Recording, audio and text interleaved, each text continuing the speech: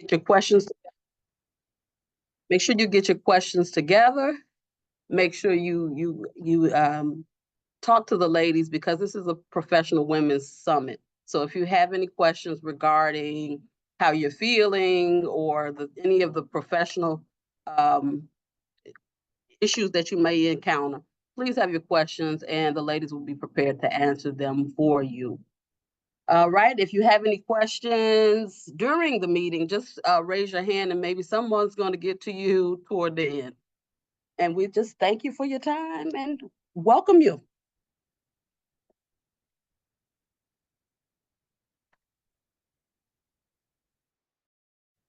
And we're going to hand it back over to Dr. Butler. All right, you all. Thank you so much, Monica. Thank you so much, Director Nicole. All right, so again, we are running a little early, so that's good. So we're going to go ahead and set up for our first presenter, who is, I'm not sure if Monica went through the agenda with you, but let me go through it really quickly for you. So as I mentioned earlier, we have Is That Your Business? Maximize and Focus on Your Well-Being by Understanding Your Needs. That's going to be presented by Shaniqua Ford, who is the founder of Soul Work Cafe. And then, so let me tell you, within each session, it is built in for Q&A. So if there's any questions that you have regarding that particular session, we invite you to drop them in the comment section, or you can raise your hand. I'm not sure if Shaniqua has the option built into her presentation to kind of acknowledge questions while she's speaking, but if not, she can definitely get to your questions towards the end of her presentation. And then at the end, so if you can see, if you notice down at the bottom, around 12:30, we do have live Q&A. This is once all of the presentations have been presented and you kind of see and hear everything from a collective standpoint. And your brain may be trying to tie it all together. This is where you can have live Q&A about any of the presentations that you've heard, because all three of the presenters will be on to answer your questions and kind of tie everything together if you have those questions like that. So there are a couple of different opportunities to have questions while the presentation is going on. You can type your questions in the chat. We do have someone who's going to be monitoring the chat at all times. And then, hold on one second.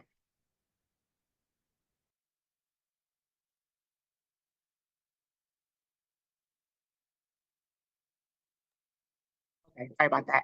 And then at the very end, we'll have the live Q&A. We'll also have moments of reflection. So moments of reflection, ladies, is where I want to hear kind of what your thoughts are after you've listened to the presentations, after you have heard what the presenters are providing for you. After we have the live Q&A, I really would love to hear moments of reflection of how these presentations, how this event really worked for you. And then after that, we'll have our event wrap up and our survey. So there is a survey that we would like for you to complete. It's a survey of about 9 questions. And this survey is just to let us know how the experience was for you. What did you think about each one of the sessions?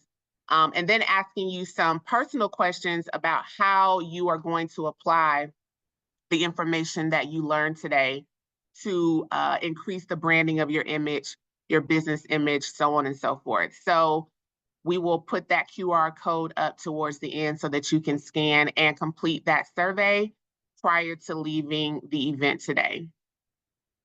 So that said, if you would give us a few minutes, we're going to take probably, I would say, maybe a 5 or 6 minute break.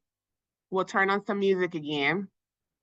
And what I want you to do is just get yourself some coffee, get yourself your favorite notebook, get your favorite pen, get all the stuff that you need so that you can be ready for our first session with Ms. Shaniqua Ford. We're going to get set up on our end. We have some polls that you're going to be involved in. This is a very engaging and immersive session.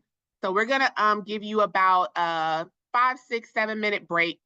And we'll probably come back. We're scheduled to start at 9:30, but we'll probably start a few minutes early. So let's say we'll come back at 9:25 to get ready. So if you can come back at 9:25, we'll be ready to start.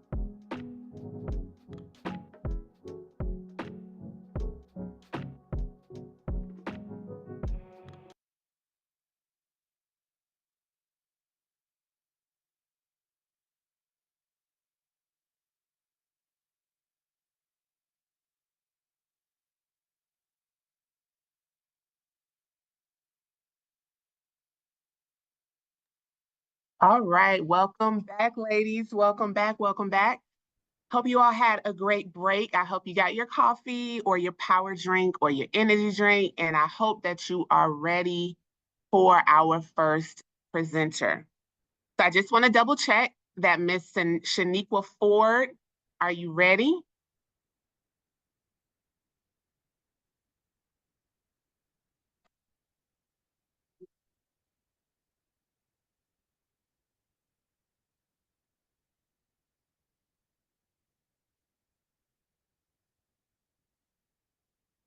Yep, I'm ready. Sorry, I had to find the button.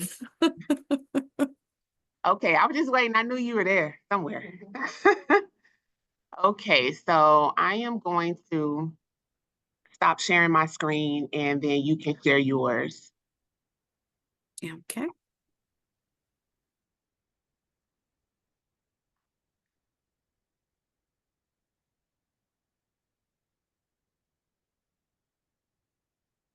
Can everyone see that?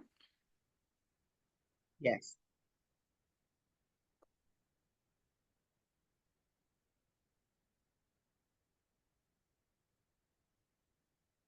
All right. Well, good morning, everyone. It is good to be with you. Can you all see me? Maybe, maybe not. No, we don't see you. We just see a No. black screen. Okay, thank you. Let me fix that.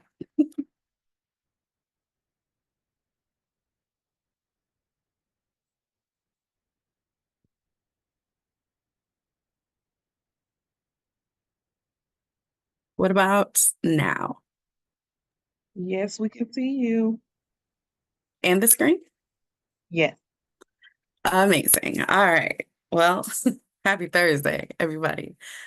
Grateful morning. My name is Shaniqua Ford. I appreciate you all being here for this segment of this summit, which I'm gratefully excited about. We will be talking about, is that your business? So in the spirit of minding your business, the question comes into play is, what business is actually yours, right? How do we maximize and focus on your well-being as an entrepreneur and keep it all intact, right? That's the business, that's the revenue, but that's also our ease and peace and joy. So again, my name is Shaniqua Ford. I'm a licensed clinical social worker. I am the owner and founder of Soul Work Cafe, which is a digital 100% virtual mental health practice. We are a small boutique practice who serves folks in Illinois and Indiana. And my specialty is mental health and wellness at the intersection of psychospiritual wellness, as well as other common mental health concerns. And as an entrepreneur, I have taken special interest in the well-being of entrepreneurs, specifically those in the BIPOC community. So what I'm sharing today is definitely going to be from personal experience as well as professional and clinical training.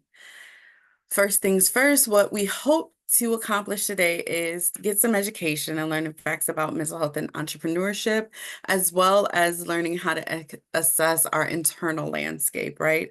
So we can prepare ourselves for this journey and different stages of our journey to make sure that we are in harmony and in balance as best as we can be. We'll also talk about ways in which to fortify yourself by creating a map that offers some levels of support, right? So that we can prevent some mental health decline and we can be proactive. So what is the actual cost of business? Well, the CDC defines our mental health as our emotional, psychological, and social well-being.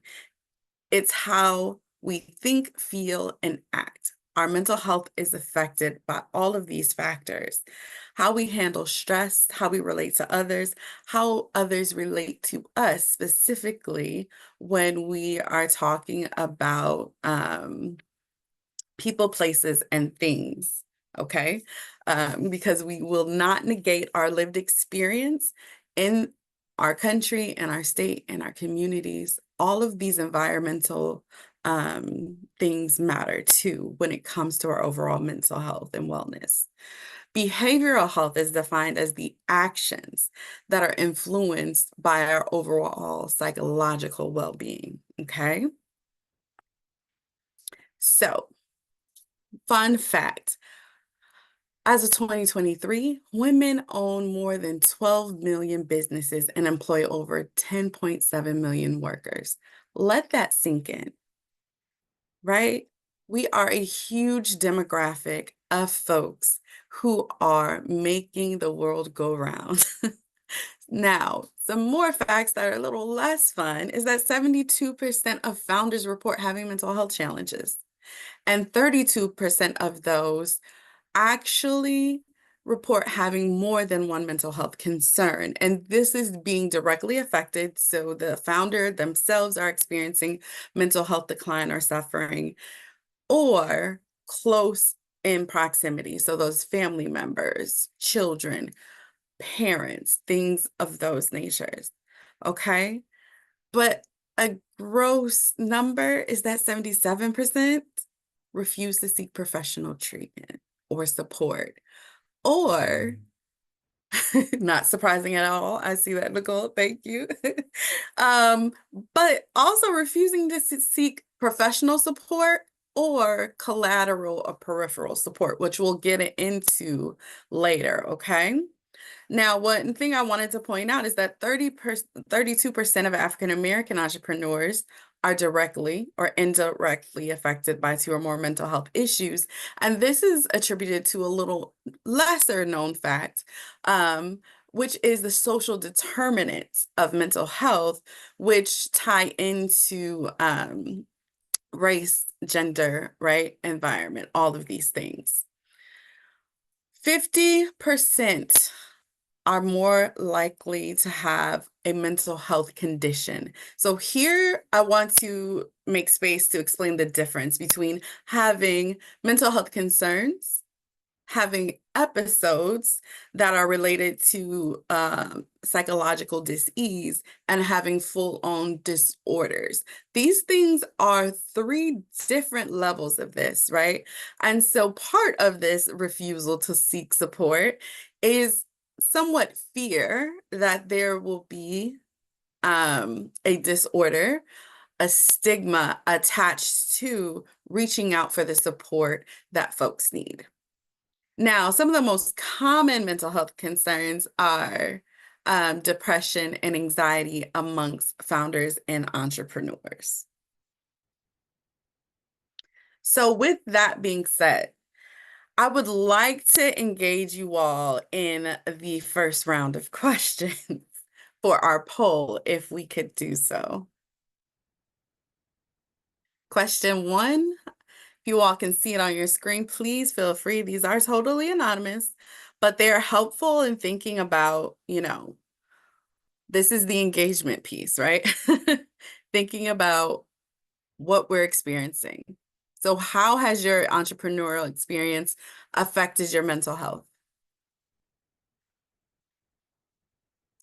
Secondly, it's going to be, what is your biggest mental health challenge as an entrepreneur? I know that is a short list. It's not exhaustive. I'm not sure if you get the opportunity for other, you can type in your own, but please feel free, if you can, to do so.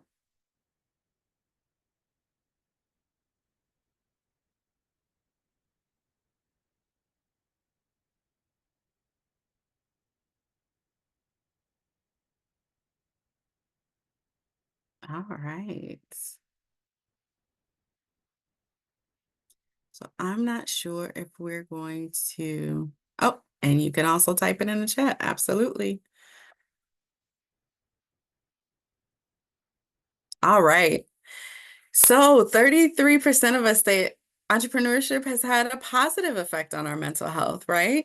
And that feels good. We feel in control, we can dictate our own schedules, we feel creative, maybe some freedom and liberation, right? Associated with the entrepreneur journey.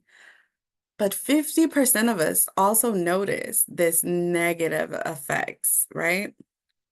And we're gonna get into those in the next slide. I appreciate your responses. Looks like anxiety was the largest, right? Struggle. So I feel like I'm looking at myself, so I'm going to minimize this. And we're going to go to the next slide. I'm not sure if you all need to switch back screens. Let me know.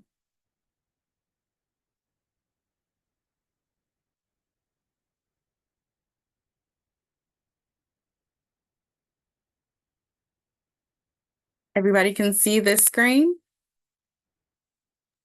Yes, we can still see the screen. Awesome. So let's talk about the why. Why are these things the case? All right. When we talk about entrepreneurship, specifically of marginalized communities, which women are one, right? We're talking about lack of access. So when we are on our entrepreneur journey, oftentimes, especially when we first start out, folks tend to stay in 9-to-5s while they put one foot in building their business until they can fully, right, detach. Others jump straight out. And during this time, the biggest influence is lack of access to coverage, to get support and to be able to afford it. The long wait list often are attributed to practices and agencies who actually might accept less popular and or state-funded insurances. So we might have access to behavioral health coverage. However, because of the limited places our insurance is accepted, they tend to have longer wait lists. The other piece is that there may be a lack of culturally representative mental health practitioners. Again, 77% refuse to seek professional support. The majority of that 77 who are in these intersecting communities and marginalized communities have reported that most of that is because there's a lack of representation that they feel comfortable with, in addition to historically medical trauma, right? And this, again, this largely affects the BIPOC community and those who've been marginalized, throughout history. On top of that, there's a stigma of mental illness. How can I say that I'm a successful entrepreneur and also admit that I psychologically and emotionally am suffering or struggling, right? We tend to have a persona, an image that we like to project to the world. So thinking about those things and then add to the lack of support. Lack of support comes in various ways. It is just not having a community that you can lean into. It is also not having resources. It is also for those of us who are trailblazers, right? The first of our generation, the first in our family, the first to do it the way we do it in our industry and field. We often feel like there's folks who don't understand our journey. And in a more way of trying to be advantageous and keep the negativity away, we tend to isolate, right? And so we feel a lack of support. Other triggers to mental health decline for entrepreneurs that lead to these statistics I've shared with you is racial discrimination and trauma. This is particularly true for women and access to capital, okay? This is the reason why we encounter so much anxiety and depression when we feel like we're hitting walls where we can't get what we need to expand, scale, and build. Having a poverty mindset or a history of poverty. So our relationship with money, right? We tend to maybe go into overdrive and we burn out quicker than later, or sooner than later, excuse me. Also, isolation. Again, entrepreneurs tend to move in silos unless we get really connected with good organizations, mentorships, and colleagues. It is really easy, especially in this era of work from home, to be isolated from others. Now, as Makiba said in the beginning in an introduction, as women, we are often balancing multiple roles and responsibilities. This looks like multi-generational caregiving. This looks like managing a household with children, young adults, small babies, college ready, on top of relationships, friendships. We are and that's not even thinking about the roles we play in community, right? If we're in leadership in other areas of our life. So these are the things that lead to burnout, lead to our anxiety and chronic overwhelm. Again, financial concerns, entrepreneurship, that revenue flow sometimes can be up and down. And until we feel safe enough in that, it also can negatively impact our mood and overall psychological well-being. Now, work-life balance is a fallacy for most. While work-life balance is a really trendy and popular term, ideally, I like to discuss it as harmony, right? How often do we have a work-life harmony? Which means that depending on the season, you may need more or less of certain things. And we have to be open to actually, we have to be open to exploring those options. Also, in the state of the world today, the uncertainty about future global issues. For those of us who are in trades, for those of us who are in industries in which global happenings directly affect us, right? That can increase our stress and anxiety levels through the roof. For example, currently ports are closed. If you're an import and export, or even if you are in products, but you bulk order from overseas, I imagine what's going on with these ports are causing some concern, some rumination, right? Some racing thoughts and unsurety. So this is the why. These are some of the reasons. Of course, it's not an exhaustive list, but I want to pause. Feel free to use the chat. If any of this is surprising, if you've experienced it yourself. I'm going to give just a couple of seconds.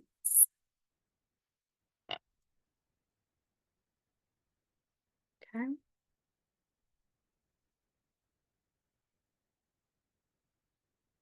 Yes, we get one yes. All right.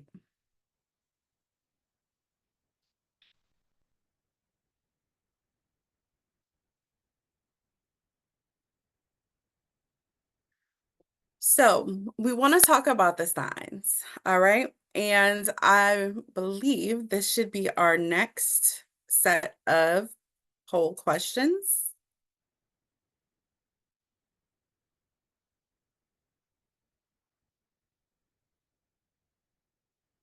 Now, I want you all to get real. How would you rate your current mental well-being as an entrepreneur? After we just talked about all these things that trigger our mood fluctuation, all of these things. And then how often do you feel like you have a good work balance? These things are super, super important. Again, oftentimes I want you to think about having these external forces at play as well. Sometimes we can feel really good in our business because we feel good about our ideas.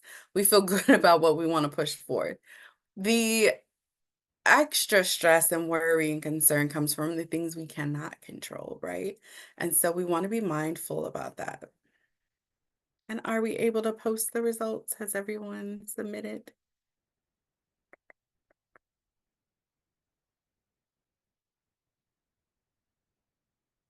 All right. So the highest percentage rate is about a 6, right? So a little bit, not quite 50-50, 35% of us would rate it as a 6, right? So there's room for improvement. And rarely are we feeling a good work-life balance. Absolutely. So part of the goal of this presentation today is not only to make you aware of some of the statistics, but also offer you some information, right? How do we notice when we are not feeling our best, right? Now, this is your business. Here are some signs and warnings that says mental health decline is on its way, it's here, or it's been here for a while, and we need to pay attention to it, right? Like I said earlier, this is not necessarily experiencing these signs, 1 or 2 or 3 of them, occasionally does not mean, right, we may need to seek professional support and engage in therapy or more formal supports. But it is still a sign that we need to pay attention to, and we need to explore what needs to be adjusted, right? But I'm curious, in the last 7 days, how many folks have experienced 5 or more of these signs and symptoms?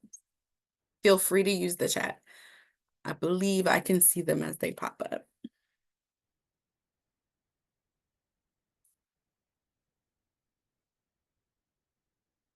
Okay. Yeah.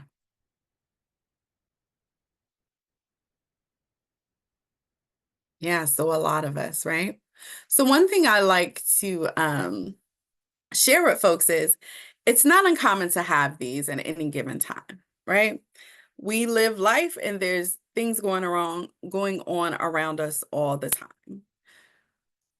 What we want to know and start digging down into is how often are you experiencing any four or more of these symptoms, right? And I say four or more because usually they come together in clusters. We usually aren't just fatigued. We usually notice more things that are associated with our fatigue, right? Our body might ache.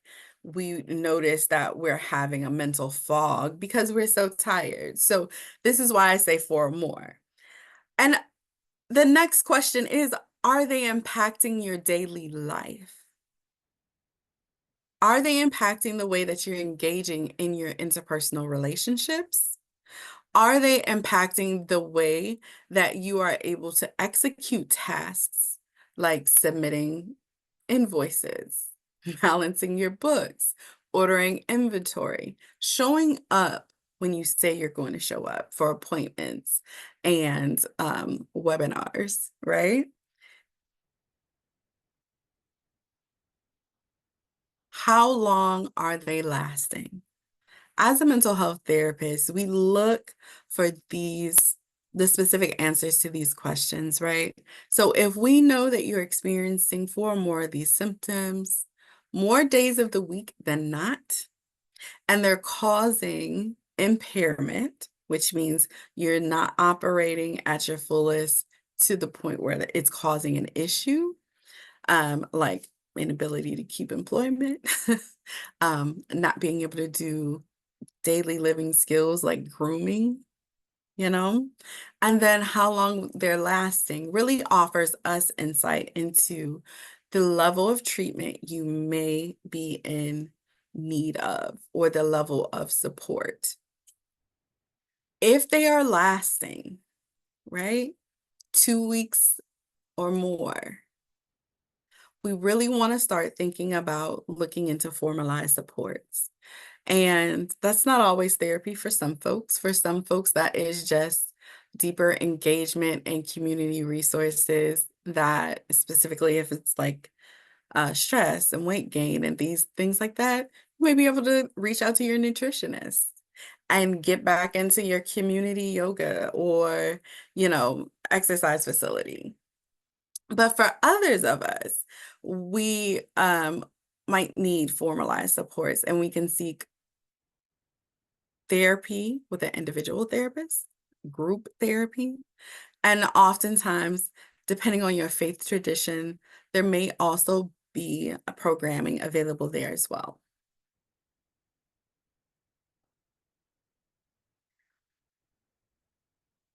This would be the time also to bring up our last set of questions as we discuss protective factors, okay?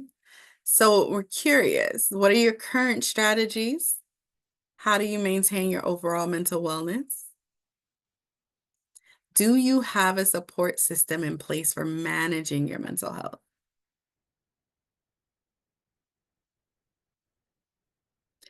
And also, are you aware of mental health resources available specifically for entrepreneurs?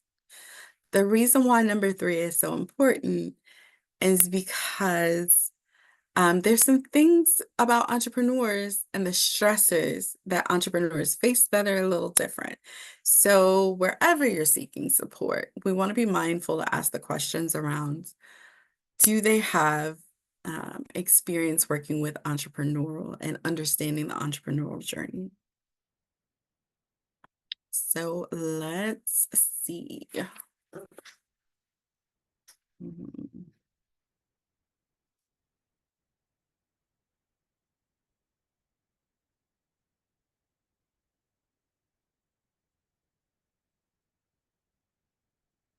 All right, so we have some awareness. Great. Yes, 64% of you have support systems Great, great, great. Oh, I didn't get to see the strategies, but I'm glad 86% of you answered. So hopefully you all have some good strategies, and I'm going to share some more. But before we get there, I want to talk about what are the protective factors, okay? What are going to protect you from mental health decline and increasing mental health severity? My favorite, community. Okay. Isolation is one of the largest factors that causes mental health, psychological, and emotionally to decline in entrepreneurs, and negatively affects your overall well-being, being in isolation.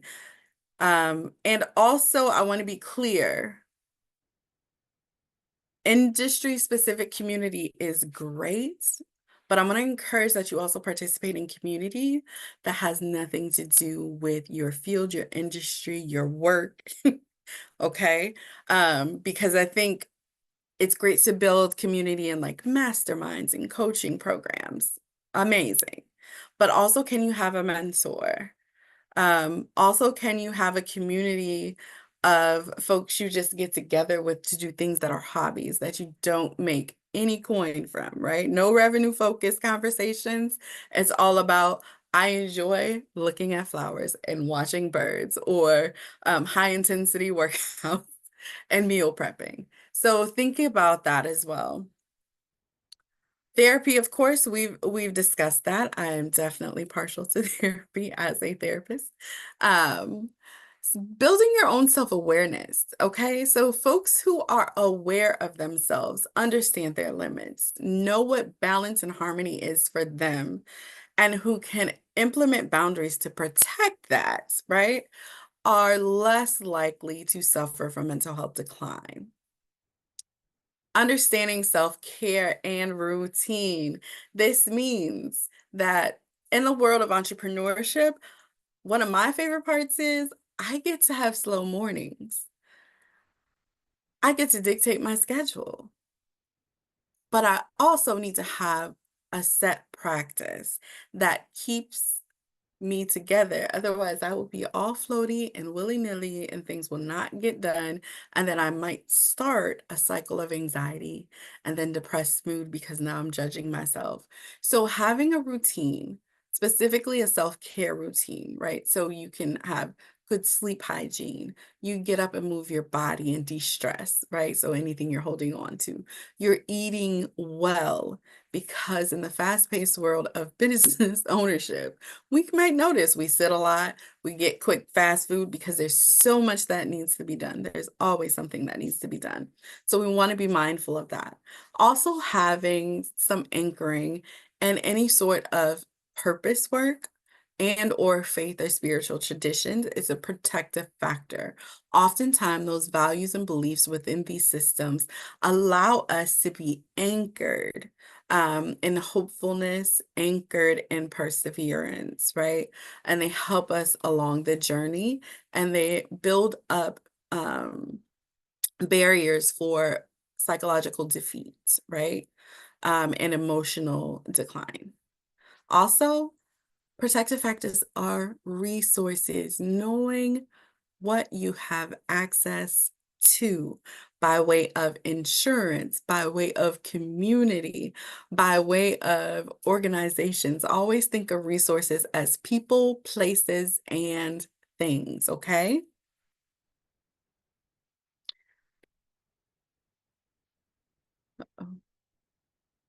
All right. Before we get into a couple practices and strategies, are there any questions, any thoughts? Do we need to pause?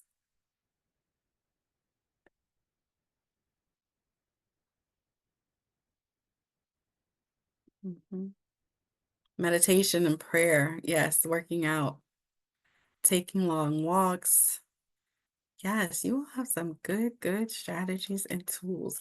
I'm going to share a couple quick ones with you and also have something for you when we end. Meditation's great. All right. I hope this information is helpful so far. Let's talk about the practice. we talked about building self-awareness. One of the things that I suggest all folks do, not just my clients, all folks, build some self-awareness. And practices to build self-awareness is actually tracking your habits and your mood. This is something you can simply do in a blank journal.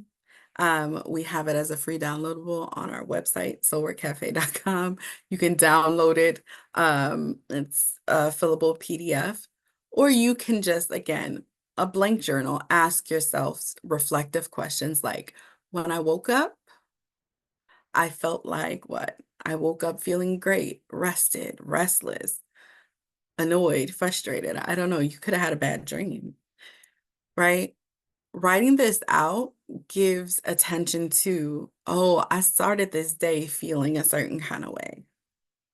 I may need to pay attention to that, right? Because it can affect every other hour after that. Thinking about checking in, right?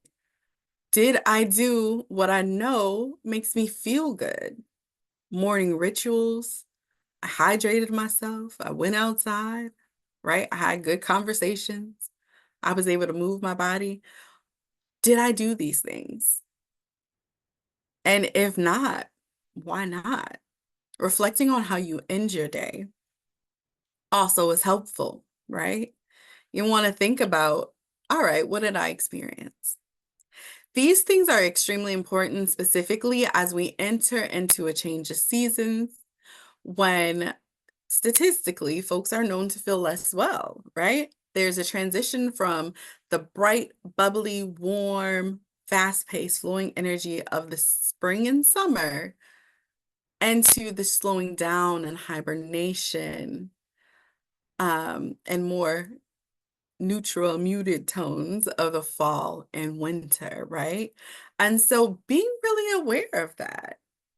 Did I end the day feeling well? The other piece is remembering anniversaries. The closer we get to the holidays, we tend to reflect back on who's with us and who isn't. Any separations and loss of life or ambiguous loss, right? Loss of jobs or changes. Maybe we're empty nesters now. Or reminders that it's the holiday season. I may not be close to family of origin, or I'm super grateful because I have this chosen family and I'm excited about what's coming next. These are the things that often come up when we allow ourselves to build self-awareness and actually attune. I recommend that folks carve out at least 5 to 10 minutes a day to check in. I would say morning and afternoon and evening. And I know as entrepreneurs, you all are like, yep, nope, I don't have time for that. But at least once a day, whether that be in your morning to reflect or in your evening, spend 15 minutes checking in. You would be surprised the slightest things that happen throughout your day that shift your thoughts and your mood and then cause you to behave differently, right? If we've had a bad day, how many of us have come home or ended the workday and been in a mood and didn't want to cook for nobody?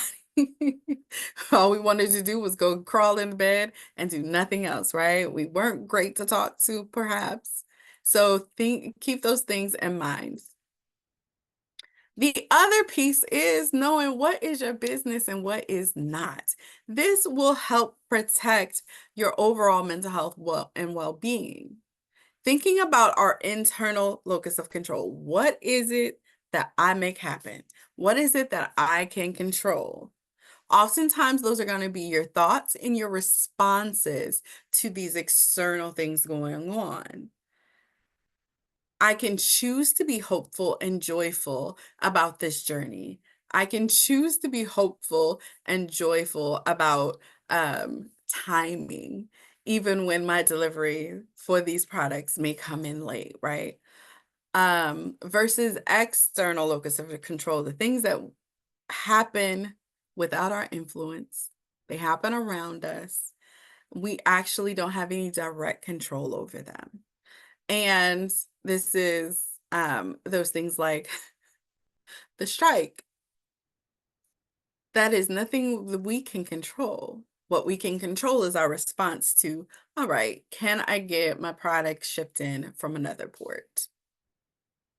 Can I use another manufacturer so that we can still, produce and move forward? Is this making sense?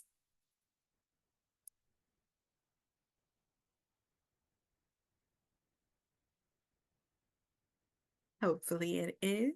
If you all are still with me, let me know. Also, part of the practice, knowing your resources. I love, love, love this mutual aid support map. Why do I love it? It was initially created by a youth group in California as a restorative justice model. And it is allowing you to map the people, places, and things that you feel safest with. And when you have it, it's really interesting. And we use this in a few different ways, but in the thoughts around entrepreneurship, we can use it to identify where are our resources. This first level of circles with solid, bold lines lets us know who is in our inner circle, who has our undoubted trust, who do we know means us the best and highest good, and I can be vulnerable and transparent and get needs met. Right? The next ring of circles that are dashed, right? So they're not all connecting. This is the group of people, places, and things that we have a relationship with, that we can get support from. They just may not be as close as this inner circle, right? Inner circle is ironclad. The next set of folks outside, people, places, and things, of course, are where we know we can go for resources. They're trustworthy, but there's room to build deeper trust and maybe pull them inside into the inner ring. The last set of circles that are larger, a little thinner, but they are still solidly connected, are larger organizations that we can access resources from, right? So these may not be the folks that you call for, let's say, I'm having a tough mental health day, right? We'll probably call the folks in the inner circle. But those in the outer circle, these big ones, are institutions and support systems that are not, that are formal, they're a little less intimate, but they offer you a large span of resources. So thinking about funding, right? Thinking about helping you strategically with your business, organizations would go here. Fair? If you have questions, please feel free to put them in the chat and I'll try to clarify as much as I can. What I also wanted to leave you all with are some resources. In the last 3 years, there's been a unfortunate increase in mental health concerns, specifically around suicidal ideation, and folks just being overwhelmed. There's a lot going on, global issues, economic issues, right? And now we have a looming presidential political race, right? These things cause stress. Specifically because they impact your ability to be on this entrepreneurship journey, to feel safe enough, and provide for yourself, your family, and loved ones. So these resources are helpful. You can text 988 for the Suicide and Crisis Line. You can dial the 800 number for the National Suicide Prevention. There's also a text-specific crisis line. The Trevor Project is for any of our folks who are young adult entrepreneurs, LGBTQ community. And the last two foundations offer support for specifically for BIPOC community. The Boris Henson Foundation is BIPOC community who are underinsured and need access to mental health supports. The Loveland Foundation specifically offers financial support for African American women who are underfunded, so they don't have insurance or their insurance doesn't cover mental health. And the last one that I missed putting on here is Open Path. They offer mental health resources at a sliding rate scale for everyone, and they will connect you with therapists in your area. And last but not least, again, I am the founder, lead therapist of Soul Work Cafe. This is my wonderful clinical team. We have availability currently to accept new clients. We take most major insurances, and we also just got approval for Blue Cross Community Healthcare, which is state-funded insurance, with others soon to be on the way. So feel free to connect with us if you would like more formalized support, and follow us on socials. We always have things show up like free downloadables to help you with your mental health challenges, to keep you in tune with yourself, and also to stay connected with workshops that are currently going on. We have a group for focused on anxiety. We have a group coming up at the end of the month focused on seasonal affective disorder. So yeah, stay connected. And if you've been with me this long, feel free to scan QR code. We have some things coming down the pipes, but I want to offer some of the supports that I gave today on the slides. You can scan this and download for free your own guide that will help you plan your mental health care for yourself. It'll help you build some self-awareness and make a plan that you can put into place. Now, I can also put the link in the chat. I'm going to stop sharing my screen so that you can see you all and see if anyone has any questions or thoughts or feedback, concerns. Oh, wait, where did you all go? Here we are. All right. Feel free to unmute yourself.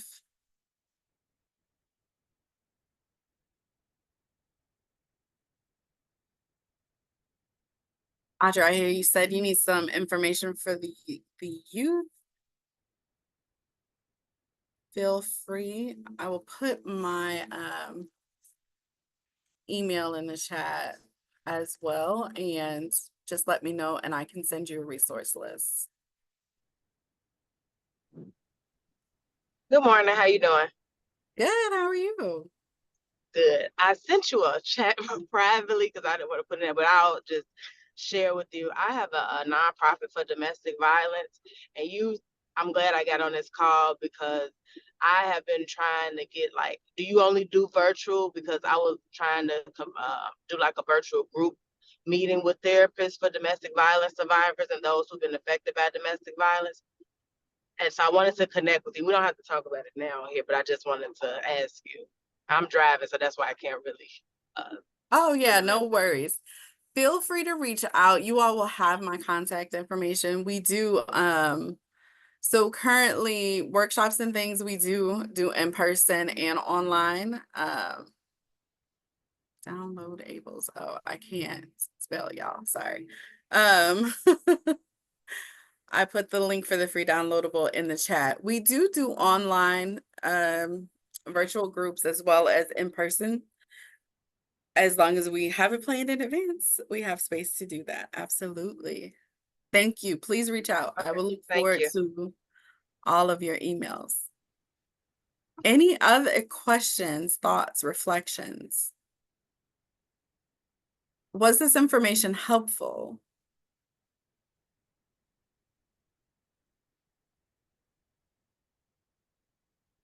Oh, thank you, thank you, thank you. Yes, it was very helpful. I really appreciated being invited this morning so last minute. Thank you.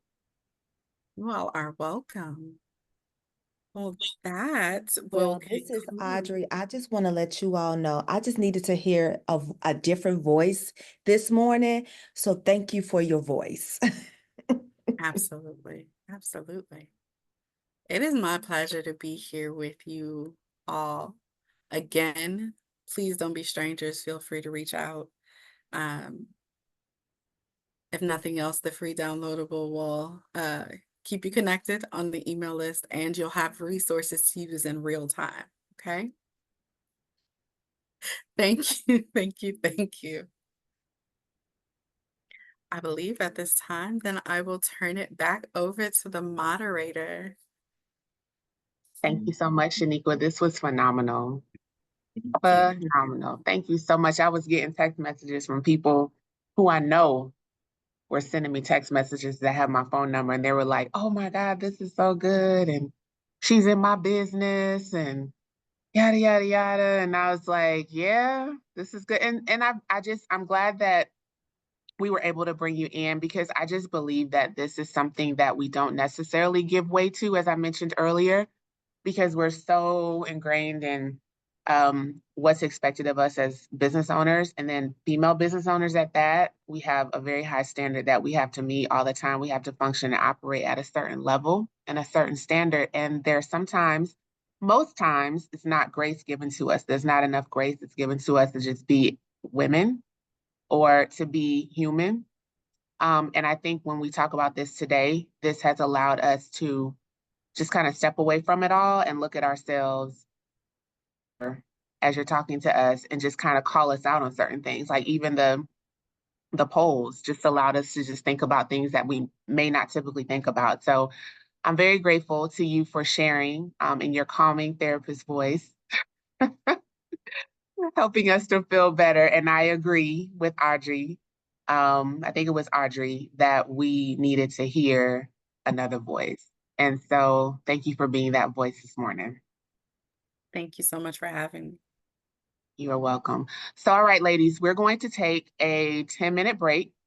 Our next presenter, the amazing Larvetta Lofton of the L3 Agency, is here, but we're going to give her time to get herself together because we're not slated to start until 10:30.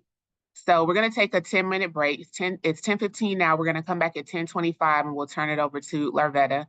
But y'all can go ahead, kind of do some stretching, get what you need to do. If you need to refill your coffee, whatever you need to do, because you're in your own space, go ahead and do that now. We'll bring up some more music. Thanks to my wonderful team member, partner, for choosing some amazing music for us today. She's so silly. She's sitting next to me, patting herself on the back. All right, so we'll be back at 10:25, ladies.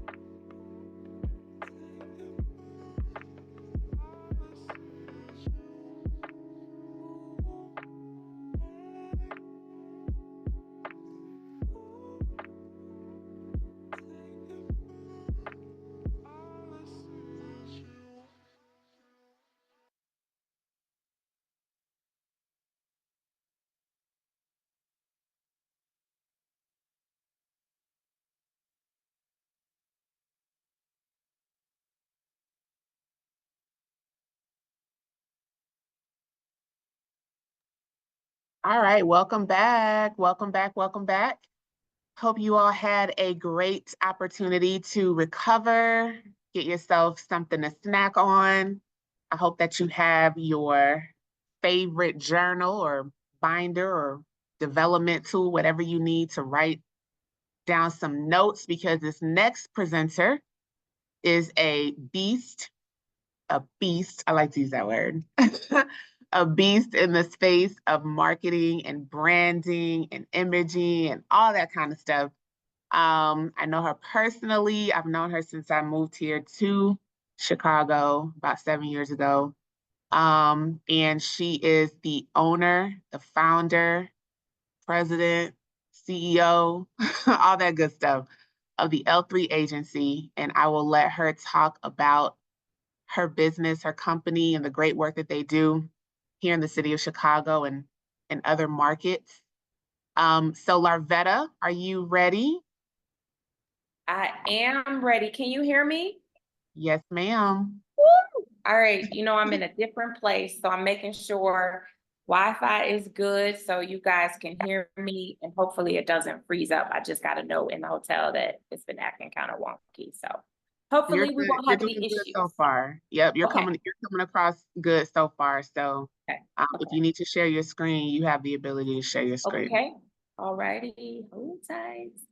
Want to make sure. Get into presentation mode. I thought it would come right up, but it's not. Oh. It's a little slow. Can I just say, Dr. Makiba, that first session was outstanding and I had a chance to center myself and enjoy it. So I think it's important as the presenters to also participate. So I was intentional with making sure I could do that. Thank you. Yes, it was phenomenal. And I agree. It's important for everybody to participate. So I'm glad that you were participating. Yeah, I needed it for myself. So hold on, for some reason, I'm not getting it to present, so hold tight.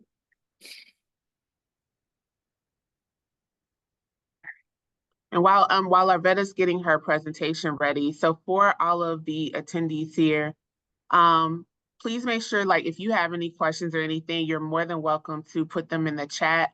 We do have someone monitoring the chat here, and we can communicate it to Larvetta so that she knows, or any of the presenters, so that they know. But then if you have a question and you want to raise your hand, go ahead and use the raising hand feature and someone will see it, and then we'll be able to let you ask your questions, because we do want this to be an opportunity for you to get your questions answered and to just speak, you know, your mind on whatever the presentation is about. So I'm going to go ahead and turn it over to Larvetta. All righty. Well, good morning. Good morning. I am excited to be with you all. I'm just want to say that I appreciate Dr. Makiba Finn, who is my dear friend, and I love calling her doctor because you know what, she earned it.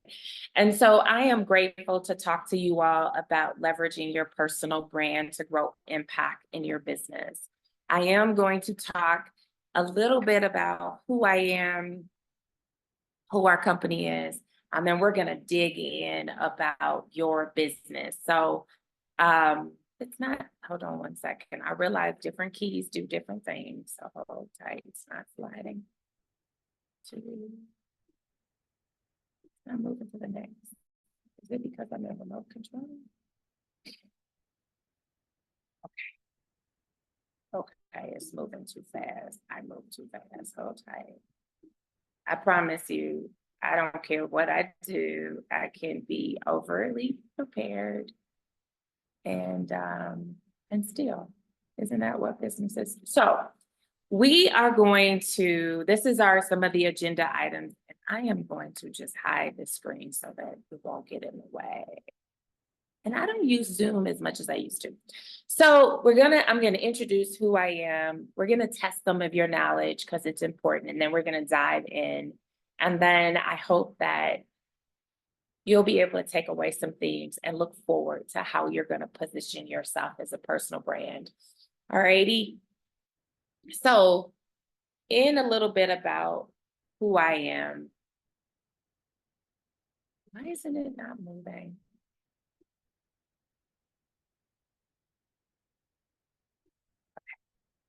Here I am. Yes, as Makiba spoke about who I am, I run the L3 agency. And what is it?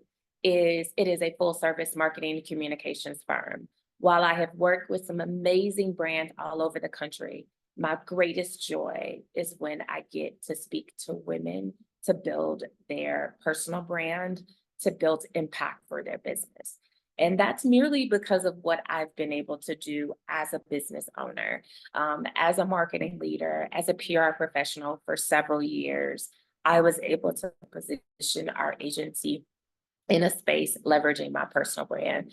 So I do believe in this one simple mantra: lead with impact and your brand relevancy will follow. So we're going to talk about impact. All right. Now bear with me with this screen, because clearly it's not working as quickly as I want it to work. So I'm going to be patient and allow for it to do what it does. But what I was going to do is, Makiba, is it possible for you to do the keyboard for me? Maybe that'll help. I mean, the mouse. For some reason, it's not catching. Did Will that you? help? Oh, okay. Let me Will see. it? Okay. I'm Let's just see want to what make sure. happens if I do it.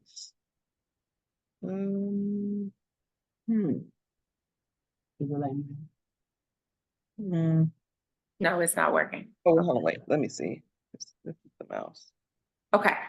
There we go. You just went to the next slide. Yes. Is that what you Okay, want? perfect. Then I'll just say next slide. Will that work? Yes, that's fine.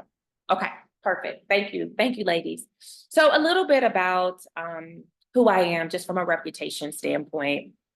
I have been truly blessed to attend a lot of your Ivy League schools. Let me be clear, I went to HBCU, Clark Atlanta University, but I have literally been investing in my business. And that's the most important thing, is making sure that you are investing in your business. I have been to Dartmouth. I have participated in Northwestern Kellogg. I've done some work with DePaul.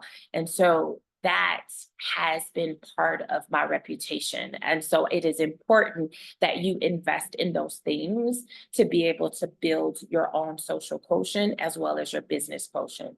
Most recently, I was on the 2024 Mentoring Queens national show. It aired all over the world. And so really was excited to be on that, to really tell my story. Next slide. What I know about brand, and a lot of times, is I don't necessarily know that. Go back. Go back. I think it's moved too fast. I want to do a poll. One more slide.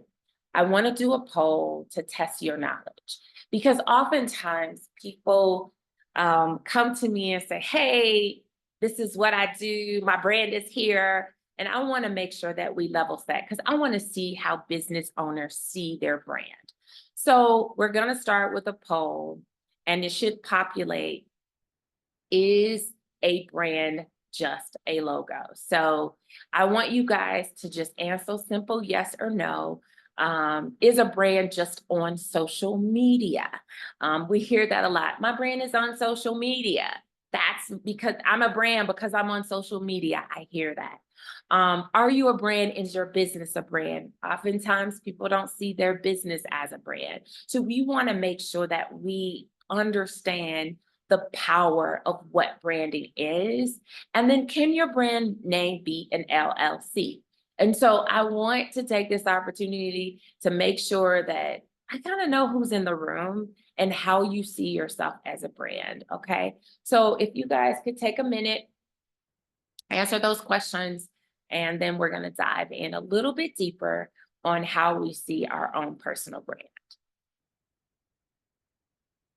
Okay.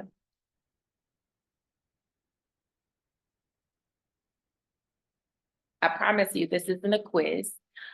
It's just an opportunity for me to be able to see how we see ourselves and how we see our brands, whether it's personal or professional. And I am just waiting for the results. Okay, is a brand just a logo? No, exactly. Thank you. Thank you. Is a brand just on social media? No, 95% said that. So some people said yes. Are you a brand and is your business a brand? Most of you said yes. 86% of you said yes.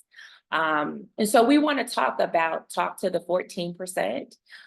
And we also want to talk about how do you show up in your business in the same way that you show up for your personal brand.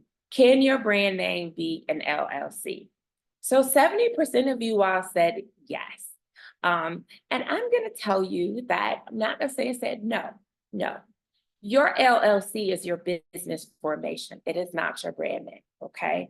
So while the L3 agency is our brand name, I will tell you in some areas we are still we are our former name, which was L3 Eventors. So if your brand name today online has an LLC behind it, get rid of it, okay? That is your business formation protection, okay? You do not want to share with others what your business formation is. That is between you and your attorneys, your tax folks. That is in how you were formed. So I just want to make sure that we get that out. So what is a brand? It is aesthetically your visual look, your feel. And we're going to talk a little bit about that. What's your narrative? What's your journey? What's your history? What is your bio? And oftentimes I see bios that, are long bios. So we should have a long bio. We should have a short bio. We should have a blurb. Really, it's your narrative, your identity, your values, your mission, right? How do people see you? How do you identify yourself? And then your offering services and capabilities. That is what makes up a brand, okay?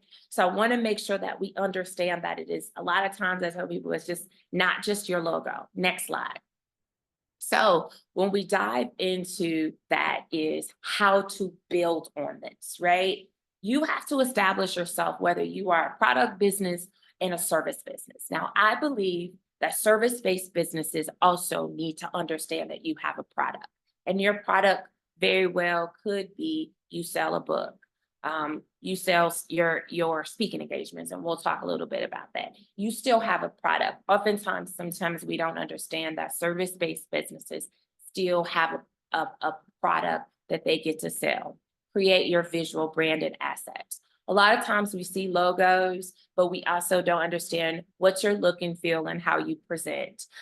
What's your color palette? Those things are powerful. And share your story. What makes you unique? Why are you the superstar? Because every business owner is a superstar because you are changing the world. You are solving people's problems. And so you are a superstar, and we have to look at that. So it's important that you are sharing your story about how you are superwoman. For some of our women that we understand that, but you are a superstar as that superwoman, okay? Next slide. When we dive into that, when I speak from our visuals, a lot of times we see logos, but we don't understand our full color palette. When we're presenting, that color palette should show up. When we are online, that color palette should carry throughout the entire, that's your voice. That's how you want people to see you, right? That's your aesthetics, your typography. That's how your font size, the fonts you use. That's important every time that you are publishing content online or sending PowerPoints or if you send a template. All of this is important. And then the other thing is your professional photos and imagery. All of this makes up your aesthetics. So that's important. But here's what happens. This is important for your business. So you have a personal brand. but your extension of your business needs to have all of this as well. And what we see sometimes is, yeah, I'm clear, you know, I've got my business, but then we show up very different, not matched into what our business is. So I always say sometimes it's important to say, today, am I serving as the founder, or today am I serving as the mother? And that's important. And so understanding that when you serve as that CEO, that you follow that aesthetics around that, because that's the way that people see you as the business owner and as the CEO. Next slide. Who are you? A lot of times, and I loved our, our last presenter, because she allowed for me to really understand. Someone else said it, just hearing another voice. What is your voice? What is the voice? Is it empowering? Is it calming? Is it electric? That's important to make sure that your voice shows up in your business in the same way. It may be different personally, and that's okay. What are your interests? What are your values? It's so important that your values show up in how you post as a business owner. Making sure that if you're passionate about a specific interest area as a business owner, let that come through. Your personality, right? Your personality. For some of us, we're very professional, maybe serious, maybe fun-loving. If that's what it is within your business, show up with it. If you're the team member that's quirky, or perhaps that you're the comical one as a business owner, show up like that in everything you do. Do not differentiate, because you know who you are. Your behavior, right? I loved when our last presenter said, she gets to decide your schedule. So knowing what your behavior, if you know that Tuesdays are not your best days because for whatever reason, you're caring for a loved one and on that day, and so your behavior may be different, own that and accept it for what it is, and know that that's who you are as a business owner and setting yourself. It's important that we look at these things, because your identity is so important, okay? Next slide. It's beyond just understanding what your go back one more. But there we go. So what are you known for? Your reputation. So in social media, right, we know it's the thumbs up, they don't do the thumbs down, which I appreciate that, right? So what are you known for? And I don't think we understand, what are our testimonies? Are we gathering that content and letting people know what people think of us? Very important. What are some of those certificates and licenses that you're doing, isolating yourself, that you're doing in the background that you're not sharing, right? Making sure that you are a relevant content creator, contributor.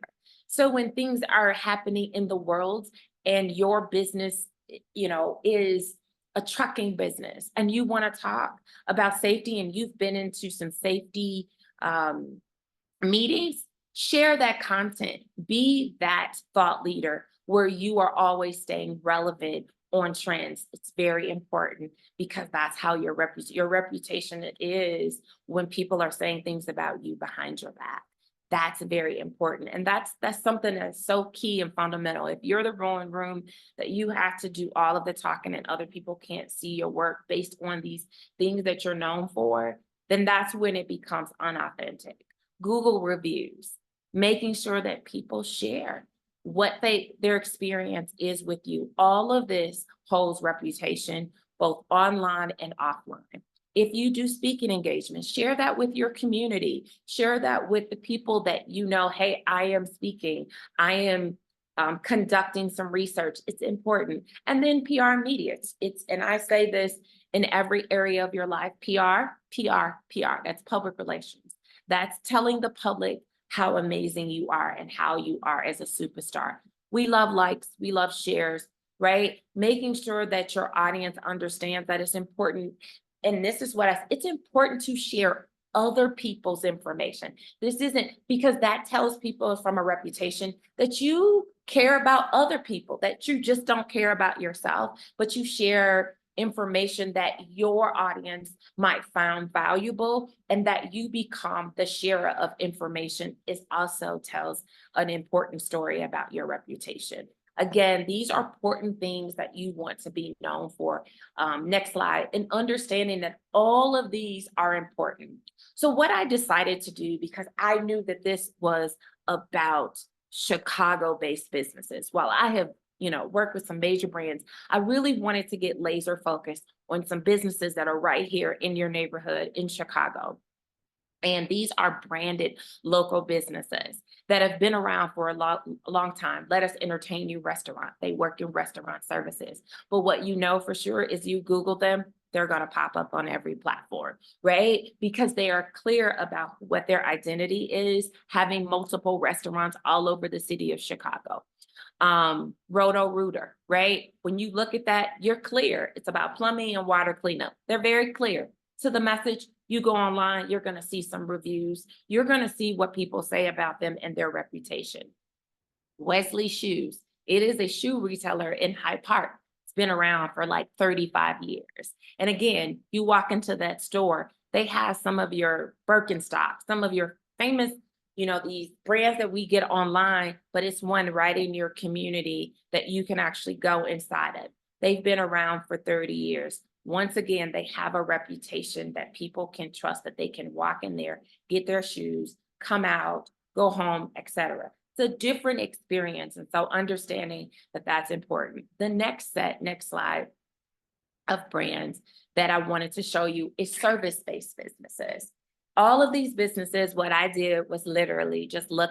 We just sat up and just said, hey, what's their reputation? Some of them I know, some of them I don't know, right? But Benford Protection Group, that's a security services. Once again, they have their identity of BPG. There's no LLC that's attached to it, and it's very clear. Benford, you don't necessarily know that they're protection services, but when you look at Duncan Law Group, you know that that's a law firm. So now you're going to dig a little bit and you're going to figure out, okay, what do they offer? This one I thought was so important was Cook County Board Up, right? And so in my mind, Cook County, there's a sense of safety. Whenever I see Cook County, right, that's city of Chicago, that's some level of protection. I believe great way that they blended that Cook County into it to be a board of service. And so they've been around for 2000 since 2002. And so recognizing that they're falling into that home improvement. And so once again, when you think about your business, when you think about when people want to look you up and want to see what people say about you, we have to make sure that our businesses have a reputation where they're looking you up when you're sleeping. They're looking you up while you're conducting your meeting. They're looking you up when you're training your team or you're attending a professional summit like this one today. That's so important as we look at how we make an impact in the world. And when I see impact is when I get to take this, go online, see that they have reviews, see that they're 4.8, see that their presence is in these different areas. That's what is important about their reputation, okay? Next slide. So then when we talk about personal brands, I took a personal personality, and we're gonna go through some personalities. These are local people. Tamara Hall was in Chicago, right? She's an award-winning TV broadcaster, talk show host, mom, wife, advocate, and a fashion lover. That's okay. And she is on television. And so this is an example of identity plus reputation. And we have to understand that when we are positioning ourselves, that we are positioning ourselves in that order. And it's okay to blend our personal. If we're mom, if you're a wife, if you're a grandmother, whatever it is that you want to position yourself, just make sure that you have content to support it, okay? Next slide. What I thought was local personal folks. This is Eric Williams, owner of Silver Room. Eric Williams is people know him personally. He has positioned himself as a personal brand, but he owns the Silver Room. He used to do the Silver Room Festival. Very passionate about community, very passionate about culture and arts and culture. And so that's what his passion is. And he also runs a business in Hyde Park where you can purchase retail. I mean, you can purchase t-shirts, you can purchase candles. I mean, he has a plethora of information, but the opportunity he has, right, is that people who are not from Chicago can go into the Silver Room and purchase, may not know who Eric Williams is, but the fact that they get to walk away and say they attended, they went and visited, it's important that that also shows up. So he is showing up as a personal and as a professional brand. Vic Mensa is out of Chicago. He is an artist, a musical artist, but he also has a cannabis business, 93 Boys, out of Chicago. Solid brand, his reputation. And again, he is a personality in Chicago as a musical artist, rapper. And so that is important. The other one is Bud Billiken Day Parade, right? The Bud Billiken Day Parade has been around, I think, since 1980 or something like that. It is held the second Saturday in August. Some of you all may know or not know, but the beauty of it is that this information around who they are, the person who started this, was founded, and then they built a business behind it. And so what they took was this idea, this concept, and allowed for that concept to be able to build on a business. That is not the name of their business. Bud Billiken Day Parade is not the business name of this idea. And so, but they built a personal brand around it. And so realizing that that is okay that you have a business and that it runs, it has its own identity, its own reputation, and you have your personal brand, but blending them together is where we build impact, because when they see you as this community advocate who has this business. Next slide. The other thing I want to add is, for some of us, is Lollapalooza. If you've been familiar with Lollapalooza, it was a traveling concert, and then it came to Chicago. And that's where it built legs and branches in Chicago. And it was an artist. And the name of his business is not Lollapalooza. That is his brand name. And we get caught in that as business owners and understanding. And again, for some of us where our name is part of our business and that's what you've built, and that's fine. But so understanding that as you place yourself in there, you have to make sure that all of the elements that make up your business is shown in everything we do, right? So when I think about what's next for your personal brand and business, I want to be clear about this in our next slide. And so in that next slide is being able to go deep around your identity. Taking the moment to really understand, who are you? And we do business and we do it very well, right? For us solving the problems that we have, but who are you?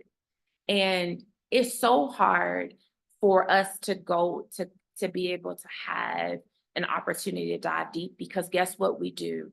We do it for everyone else.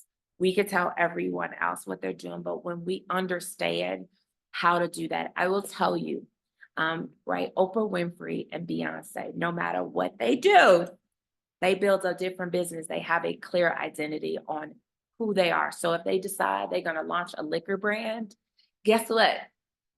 We all know that that brand and that identity of who they are will still remain consistent in that business. And that's what has to be important for you as you build on that. The reason why I stuck with local businesses, because local businesses are the breath of major cities. And so a lot of times we don't see ourselves, well, that's Oprah, that's Beyonce. But right here in Chicago, all of you all are personal brand personalities, and that you represent your businesses in a way that probably is changing the world. But what has happened is we haven't decided what is our own aesthetic. I also think of aesthetic as your office, right? When you walk into your office, if some of you all have an office building or you go into an office, that office should look like what's online, should not be separate. And so that's where your aesthetics have to play a role. There are businesses in Chicago that I walk into that have a professional service, an accounting business, or what have you. And when I walk into that office, that's the first thing I think of. Is this the same way they show up online? Is this the same way that they show up when they answered the phone? We have to understand that all of that is important, and establishing your reputation is also a solid thing that we have to understand. So what I challenge all of you all to do today to build on your reputation and your personal brand is that you take today and you publish online or through your newsletter, through your email, whatever you do, or through text message, and say, today I invested in my business. I showed up for the Women's Professional Symposium so that I can ensure that the work that I am doing today is going to be impactful. Share that information, okay? Make sure that others know the investments that you're taking in your brand to build a solid business, okay? And showcase your brand and your business. And so understand it, a lot of times people's like, well, I don't want to mix the two. And I hear that a lot. And I want to take some questions for you all because I hear that a lot. And I was that person. I had a separate business until I decided I just couldn't do both, right? I am my business. I show up in my business. And it's important that every time I walk in the door, I'm showing up as a CEO of the L3 agency, but I'm also still showing up as a sister, as a girlfriend. Those things are still important for me. So you're going to see that as a business professional. I'm still going to show up in that. I'm still going to show up as a community advocate. And I'm also going to show up as a person who loves to empower entrepreneurship for women. That's never going to stop. And it's also my business. So making sure that that shows up. So in this last slide, before I give the last slide, because I certainly, I am a big on making these connections, right? But before I tell you how to connect with me, what I want to make sure is I want to check in to see if this information is helpful for you and that you're going to take action as an impact leader in your business. That's what I want to see happen. Before I share my contact information, I want to see that, and I can see in the chat if this was helpful for you, because I don't believe in sharing information. I don't believe in sharing my contact information if you didn't believe it was helpful. Should I remove incorporated from my business? Absolutely, you should, Robin. Absolutely. Not because you're positioning yourself as a brand. Your business formation incorporated you don't need it, okay? But you need it when you go in for business formation and taxes. But there are so many businesses, Google was one of them. Their LLC at one point was a different name than Google. That's okay. It's okay if you can start off in your business and your business could be ABC LLC because you don't necessarily know what you want to sell yet. That's okay. But your brand name could be Lisa's Cookies, and that's okay. It's understanding because all of us are still building on our business and we're building on the impact of who we show up. And so realizing that I'm not a fan of, because once you change, you got to pay for it and all that good stuff. And so that's why it's important for us to have in our LLC, that's our business name, and our brand name is what shows up online and offline. So I want to say that this was something that I care most about because I want to see us see ourselves as brands and less as people who do business. There's no different. We believe in our hearts that, the Beyoncés and the Oprahs and those people are not. We have the same level of value. It's just that they have a bigger platform. But if you were given a platform and have more access, because as as Black and Brown communities, we just don't have the same level of access. And when I say that, access isn't always about color as much as it is, it's about economics and understanding that. And so realizing that we have to understand that we are making the same level of impact that some of these people that we see online. We are influencers, we are thought leaders. And so recognizing that that is, you know, important element for all of us. So I just want you all to know that do not look at your business and you personally as two separate entities, is that you are blending your business into your business. And I'm telling you all this for my own. This is used to be very uncomfortable for me, but I had to realize that it was now that being uncomfortable is okay. So if anyone has any questions, I want to reserve that. If you do want to connect with me, I have a platform called podcast called Black Businesses Matter. It just gives you weekly inspiration throughout your day. You hear stories from people that are right outside of Chicago, all over the country, but primarily in Chicago or Chicago-based businesses. And you just want to be inspired, text and you can join our community.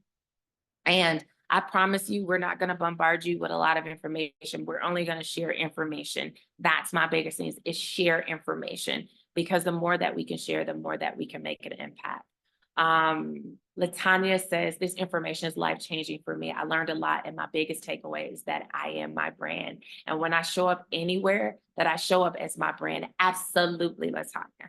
Absolutely. And by you being a brand is that identity work that you get to do to understand how you show up is also important. It doesn't matter, again, ladies, if mothers, aunties, however we do that, it's okay to still show up in that space as the auntie and as the founder.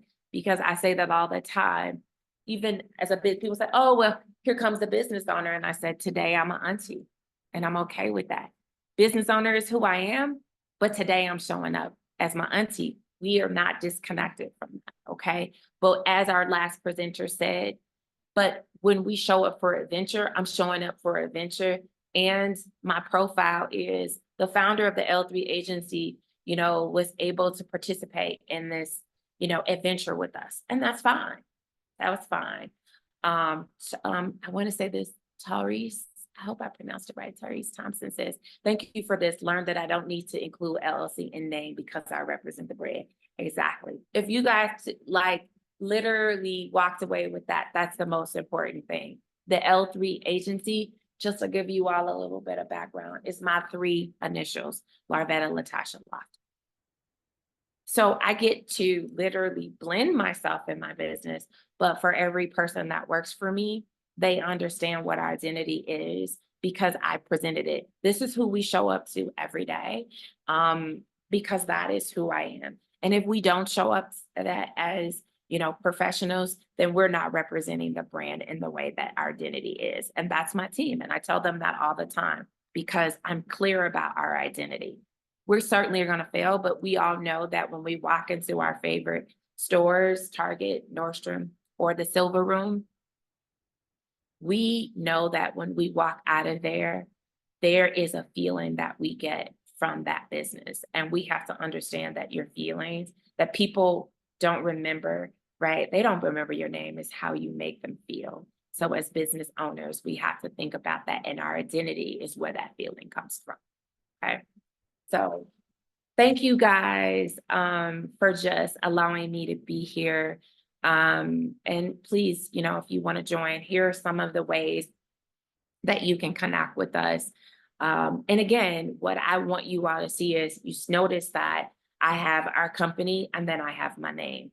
I decided that's how that's it. That's how I show up in the business and recognize it. But I will say this, women, you don't want to show up all over the place. You want to show up clear in your identity. And that's something that, you know, hey, I'm over here. I sell socks. Oh, by the way, I also sell lamps.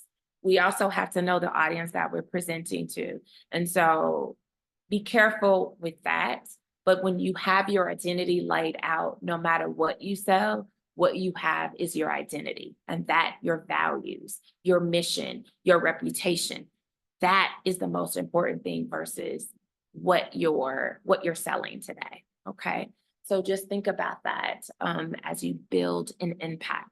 We are all impact leaders. So I'm going to stop and share, stop my share so I can get back to the my Zoom so I can see y'all or see the names on the grid. As they say, the Brady Brunch. I love the Brady Bunch. Thank you Thank so you all. much, Javetta. Thank you. You know, and something else that I wanted to I was looking yesterday at, let me first say that this presentation was so needed because I think that the simplicity of the presentation, like it wasn't super, super deep. And I think that sometimes we make the mistake of, you know, presenting those types of conversations where people just really need to understand the basic of everything. But I wanted to kind of tie this into what you were talking about today and the importance of having a personal brand kind of interspersed with your business brand. So I was looking at Instagram, I think it might have been last night, and just started developing this relationship with this video content creator, and she like helps people with video content. But one of the things that she said was, you know, it was a funny video, but she gave credence to posting pictures of your mother, right? Just to gain engagement.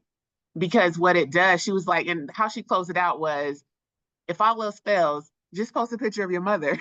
Because the engagement and the relationship of how people connected just seeing a picture of someone's mother, or seeing a picture of someone's baby, or seeing a picture of someone's family, or seeing a picture of you just going out to the park one day, right?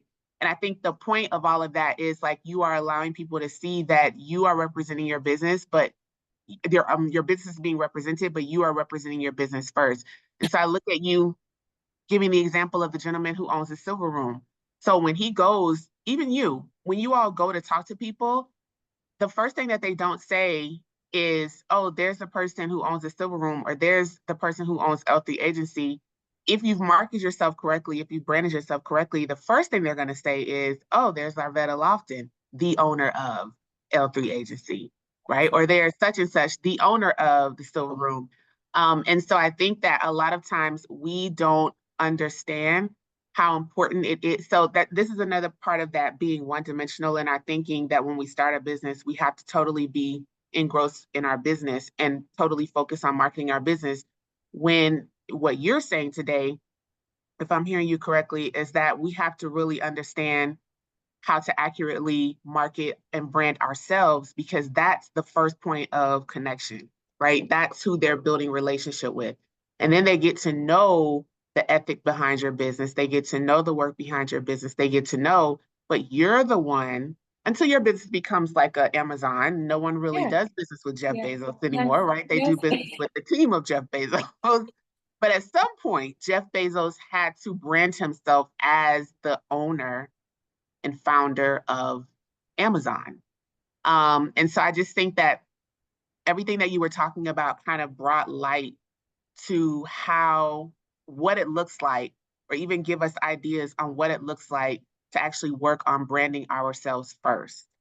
Yes. And then tying that personal brand, getting to know your audience, getting to know how you want your audience to feel, even with one of the earlier slides when you were talking about the branding colors. And I learned that like in my own business, like the importance of branding colors, because it's mood, right?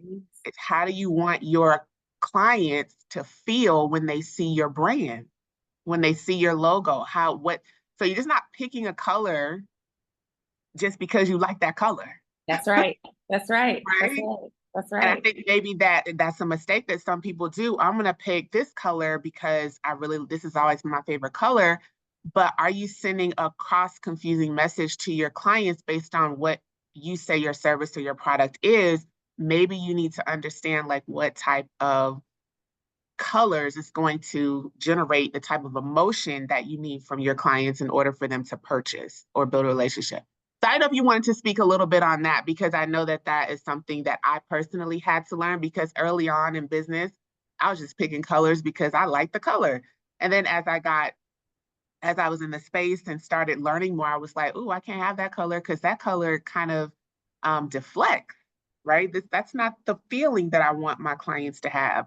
So I don't know if you wanted to, spend maybe a couple of minutes talking about that part for the ladies to know how to bring that all together. Yeah, and color palette is such a process that we don't take the time to understand the color palette, right? That's truly, I'll be honest with you, I am a true creator when I get involved in that branding process and really understand, the clean, the simple, like when we talk about you have a clean brand, it's simple, it's there's simplicity in it, right? That is probably, and I'm gonna say this, are your blacks and your whites, right? It's your very clean color. There's no color outside the lines. You get what you pay for. We don't try to bait and switch. It's very clean. That black and white is clean, right? But then on the other side of black, that people don't know on the other side of black is that when you have, a site and the background is black, do you know what people think? That you like nightlife. You like that. So you have to be careful because that's the way people see it when you're online, right? And so recognizing that you have to pick the color palette, because most of the time, I'm not going to say all the time, but I'm sure as Makiba even shared, we're online during the times where somebody else may not be. So you're taking that information on how you were felt, but they have moved on to something else. So you got something from that color palette or that voice or something from there. And so when we choose colors, I'm so glad we don't choose, well, I really like that. That was the color that, was my bedroom when I was growing up. It might be, and let me say this, that very well could be a color palette to your entire brand colors. So I want to say this, it might be part of your brand colors, but your main two colors are, orange and green, right? But then you have some additional brand colors that you blend in there. But you have to understand this, that when we get to color palette, we get to logo, we get to phrases, we get to those things. When people see that, do they get what you sell? So if they can't, all the brands, for the most part, that I gave that were local, we got it. The law group, clean, bam, that was it.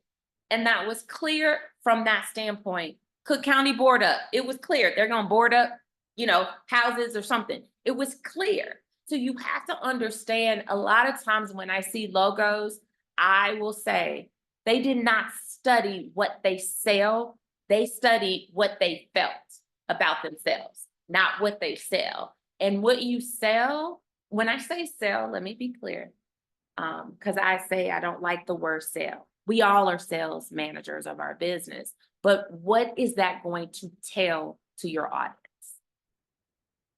So that understanding, what is that going to tell? And so for some, if anybody could drop in a chat, because I love this, what is your business name?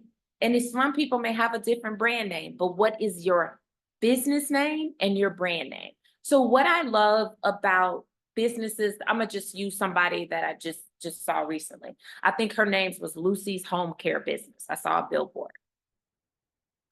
It was clear she had purple, which that's my brand color. She had green, very royalty. Green is new growth, fertility. Those were good colors. It was one of my brand colors. There was Lucy's Home Care. So that meant that when I put my loved one in there, they're going to feel like royalty.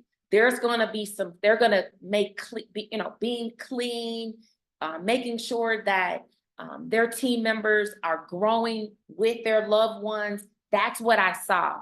And that was important. So love and protect wisdom. 3LW Renovations. So I guess those are two. Love and Protect Wisdom. Is it Lene or Lane? Okay, and so hers is Limitless Bartending Services. Beautiful. Yes, it's Lane. Lane, okay, Limitless Bartending Service, right? Well, what are you doing? One thing that I love that she had that's a black background because she's, it's club or it's, party field. Perfect. Now that may not work for Lucy's Home Care. You follow? Even though black might be your color, but black as a background necessarily would not be for the home care. So beautiful. I would lend it to what you said about nightlife. So when you said black and people look at black backgrounds, it kind of speaks to them nightlife. With her logo right here, obviously Limitless Bartending. Most of the time we're drinking after when it's nighttime. Right. So that kind of aligns with what you said earlier. Yes. And let's say for you, Lene, that you decide, hey, we want to move into a different space. You might have to invert your logo without the black background because maybe you want to attract kind of the day party audience. Because Can I people say something? I'm sorry. Yes. That is my best friend. I don't know why my name is under her. That is her company, Limitless Bartending. Lane is Love and Protect Wisdom and 3LW Renovations. I don't know how that happened, but that is my best friend. Well, look, you giving best friend, look how that happens. That's reputation, right? Regardless of that, you're promoting but I think that's beautiful. Regardless of that, it's still beautiful because you care about your best friend. So somehow you guys share that information. So I think that is beautiful. But your business is Together We Can Break Barriers, Invisible Book Bag Incorporation. No, we're trying to stop uploading stuff. My Love and Protect Wisdom and 3LW Renovations. Love and Protect Wisdom is a nonprofit for domestic violence, and 3LW Renovations is a renovating company. So 3LW Renovations, we got it. Very clear, right? But Love and Protect Wisdom might be a LLC because that doesn't say what you just said. So I have a quick question. I'm sorry, guys. So in my logo, though, it does have like some hands and a heart as a heart, but under it says a domestic violence awareness organization. So I don't know So if that's good or not. maybe it's to your point, and it's a lot of times we have to just dig in deep. Maybe it's, LPW domestic service. I don't, I'm just trying to, and then it's an acronym to Love and Protect Wisdom. You follow me? Where that's the business name, because when you type that, people don't know what that is. Okay, yeah, so I do use the acronym, and LPW is my mom's initials, and that's how I got Love and Protect Wisdom. She was murdered, so domestic violence. Okay. So Okay, go ahead. I'm sorry. So you see what she did, which I love this. You gave me the story. The story is part of the logo, but remember this. The story is how you hook them. Your name is how how they understand you. Does that make sense? When you gave us the story, that's it. That's going to be that. But that particularly Love and Protect Wisdom, when you say this, so if this is just me just looking at it, but you then have the story to go. All of that shouldn't necessarily, it's part of your story, but the business name and the brand name, which is what I think you're coming at, is your brand name could be Love and Protect, is your brand name, and your LLC is, the nonprofit, what that is. Because I love what you said, love and protect. The wisdom part doesn't, but the love and protect from a domestic makes a lot of sense. We just got to figure out how do you blend that together so people get it. Whereas 3LW Renovations, I got it. Very clear. We do renovations. Okay, thank you. I would also say, Larvetta, to your point, is when someone here, it's a conversation starter, or it could actually be a conversation starter. So if you say, you know, I'm the founder of Love and Protect, whatever the name of it is, the next question typically is going to be, oh, really? What's that about? What is that? Yes. What is that? And so then it gives you the opportunity to start telling your story, which we all know that storytelling is a huge, it's a huge factor in connecting people, and getting them to support your mission and stuff. So And I'll say this too, Makiba, is a lot of times we want the logo to do everything for us and not understand that the storytelling is that, right? It's that relevant content that you constantly get to hammer down so people get it. People are not going to get you just like that. That's the part people, well, I walked in the building. No, we walk in the building as I am Antoinette Wright, and I am the founder of National Museum of Gospel Music, period. That's it. And what I get from Antoinette when she shows up, Antoinette and I don't know you, but when I walk in the door, when I see her, there's something that she's going to give off, that she is connected to gospel music. She is connected to that. And oh, her business is National Museum of Gospel Music. But there's something about her. Then she walks in, whether she's a singer, whether she's the writer, the composer, or whatever, or knows a bunch of gospel music composers, she's going to be that thought leader in that space. Antoinette, do I have that right? National Museum of Gospel Music?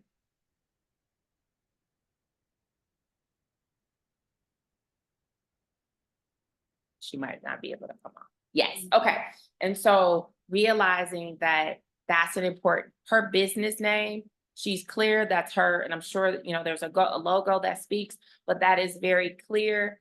Branding wise, understanding that branding, and another thing is logo, phrases, that is one part of it, but making sure that color palette, you know, I didn't want to go into storytelling too far because I really wanted to stick to making sure that we knew the difference between brands and business. Chosen for Favor. I love that. That's an amazing brand name. I don't know what the business is, but I love that brand name, Chosen for Favor. And so recognizing that that's okay, but know that when we walk into the business, or we walk into making that impact. And what I love that I'm seeing in all of the folks that have dropped their names or their business names, you guys are all just making an impact. And sometimes we get caught in the passion and impact and we forget the business side.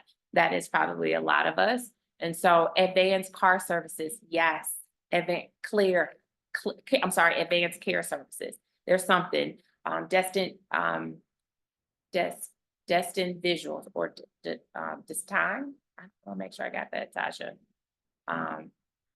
Destin, or is Destin, is it Destin or is it Destine? Because there's an E on the end. Yeah, so it's Destiny. I didn't put the Destiny. Okay, got it. That's okay. That's all right. We want to make sure. Y'all so colorful. I know. Maybe without of Destiny.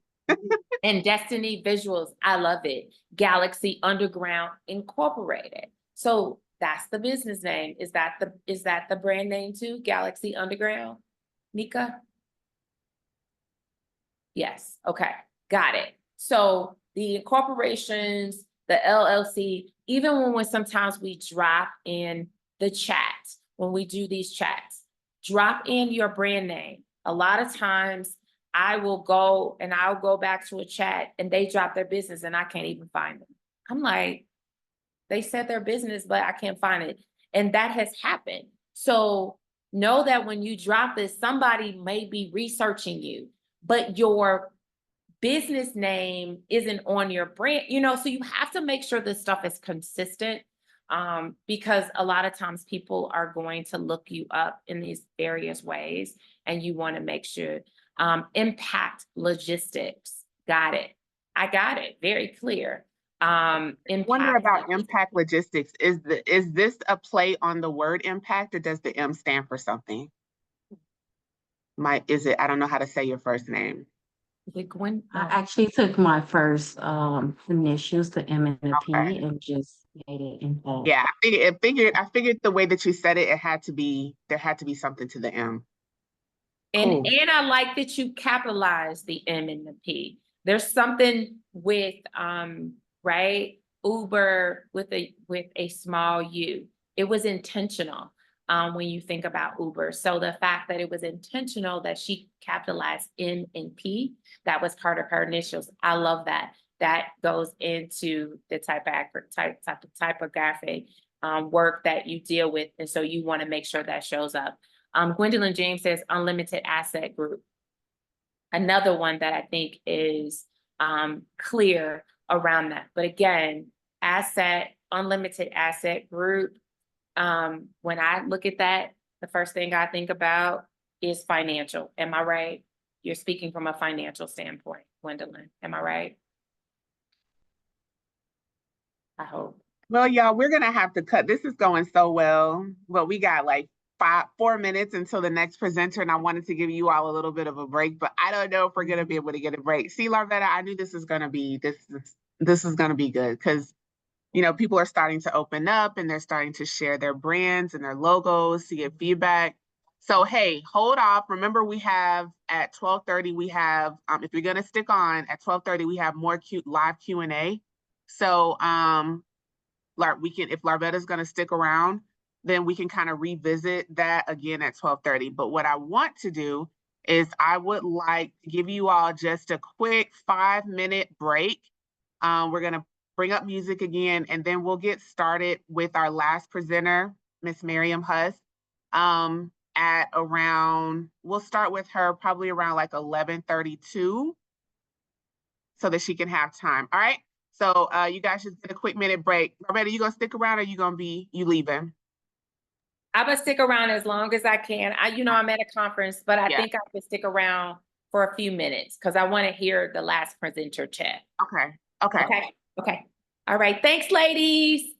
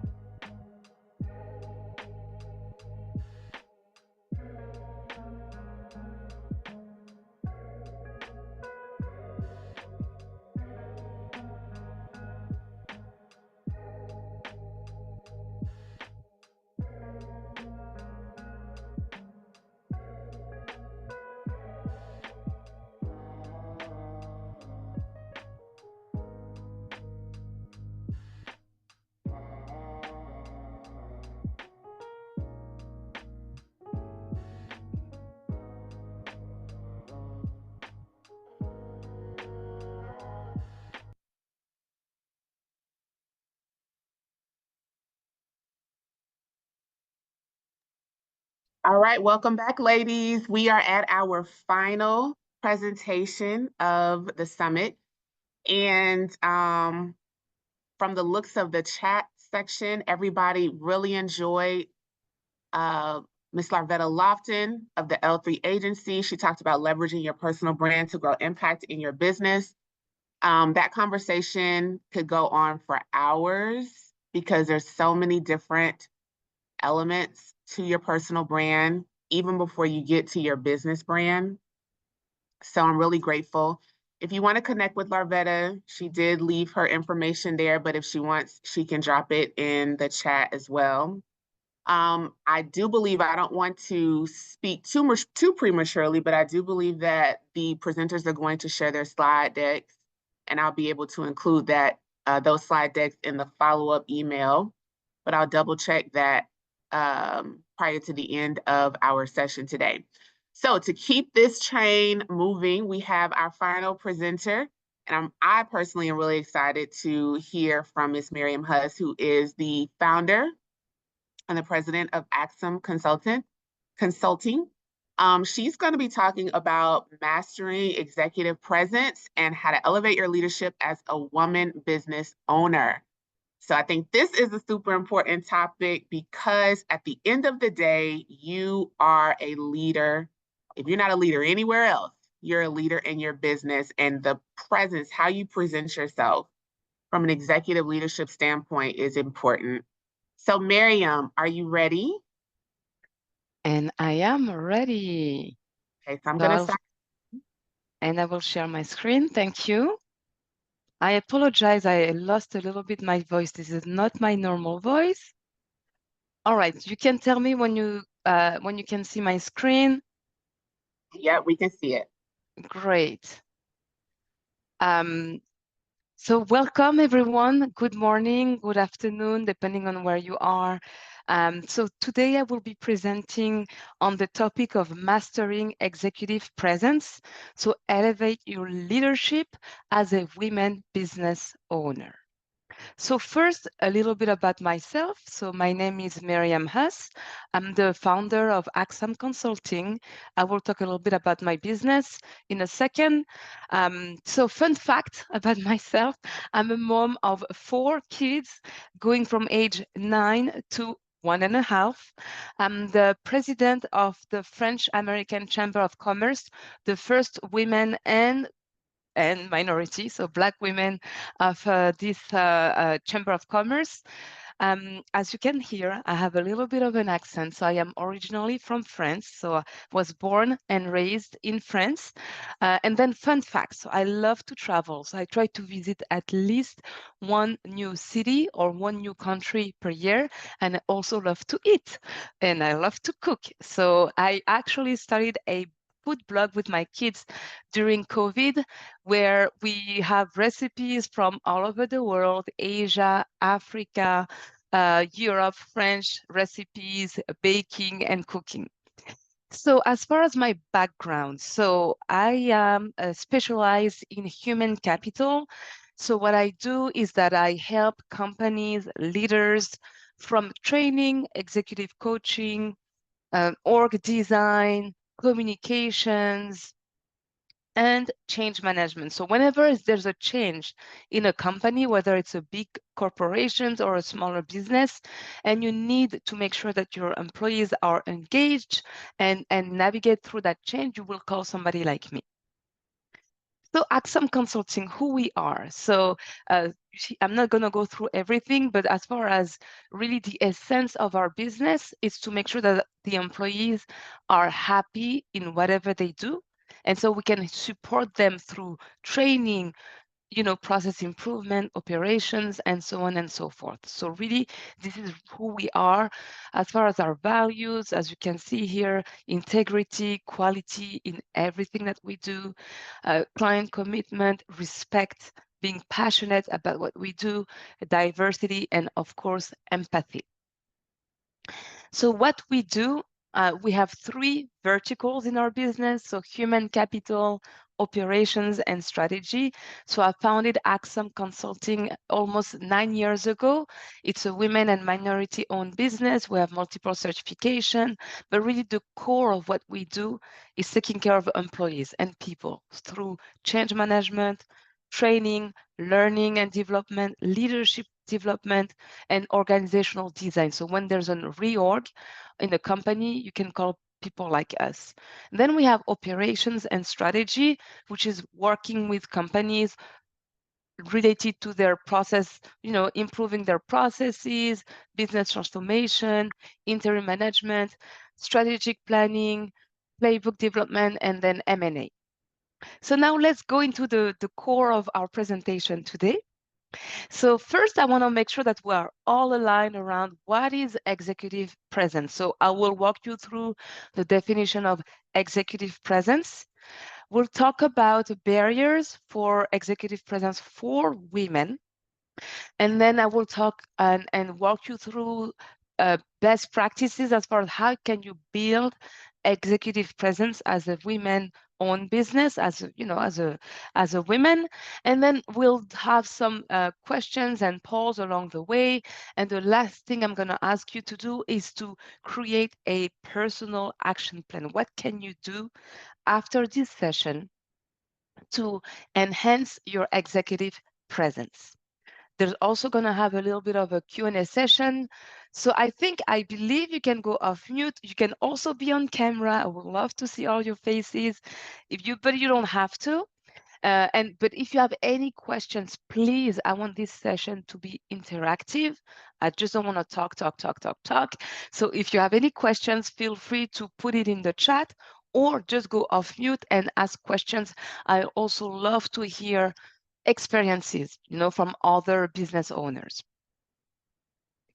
All right, so understanding executive presence. So first, executive presence is often described as the ability to inspire confidence through a blend of personal traits and outward behaviors.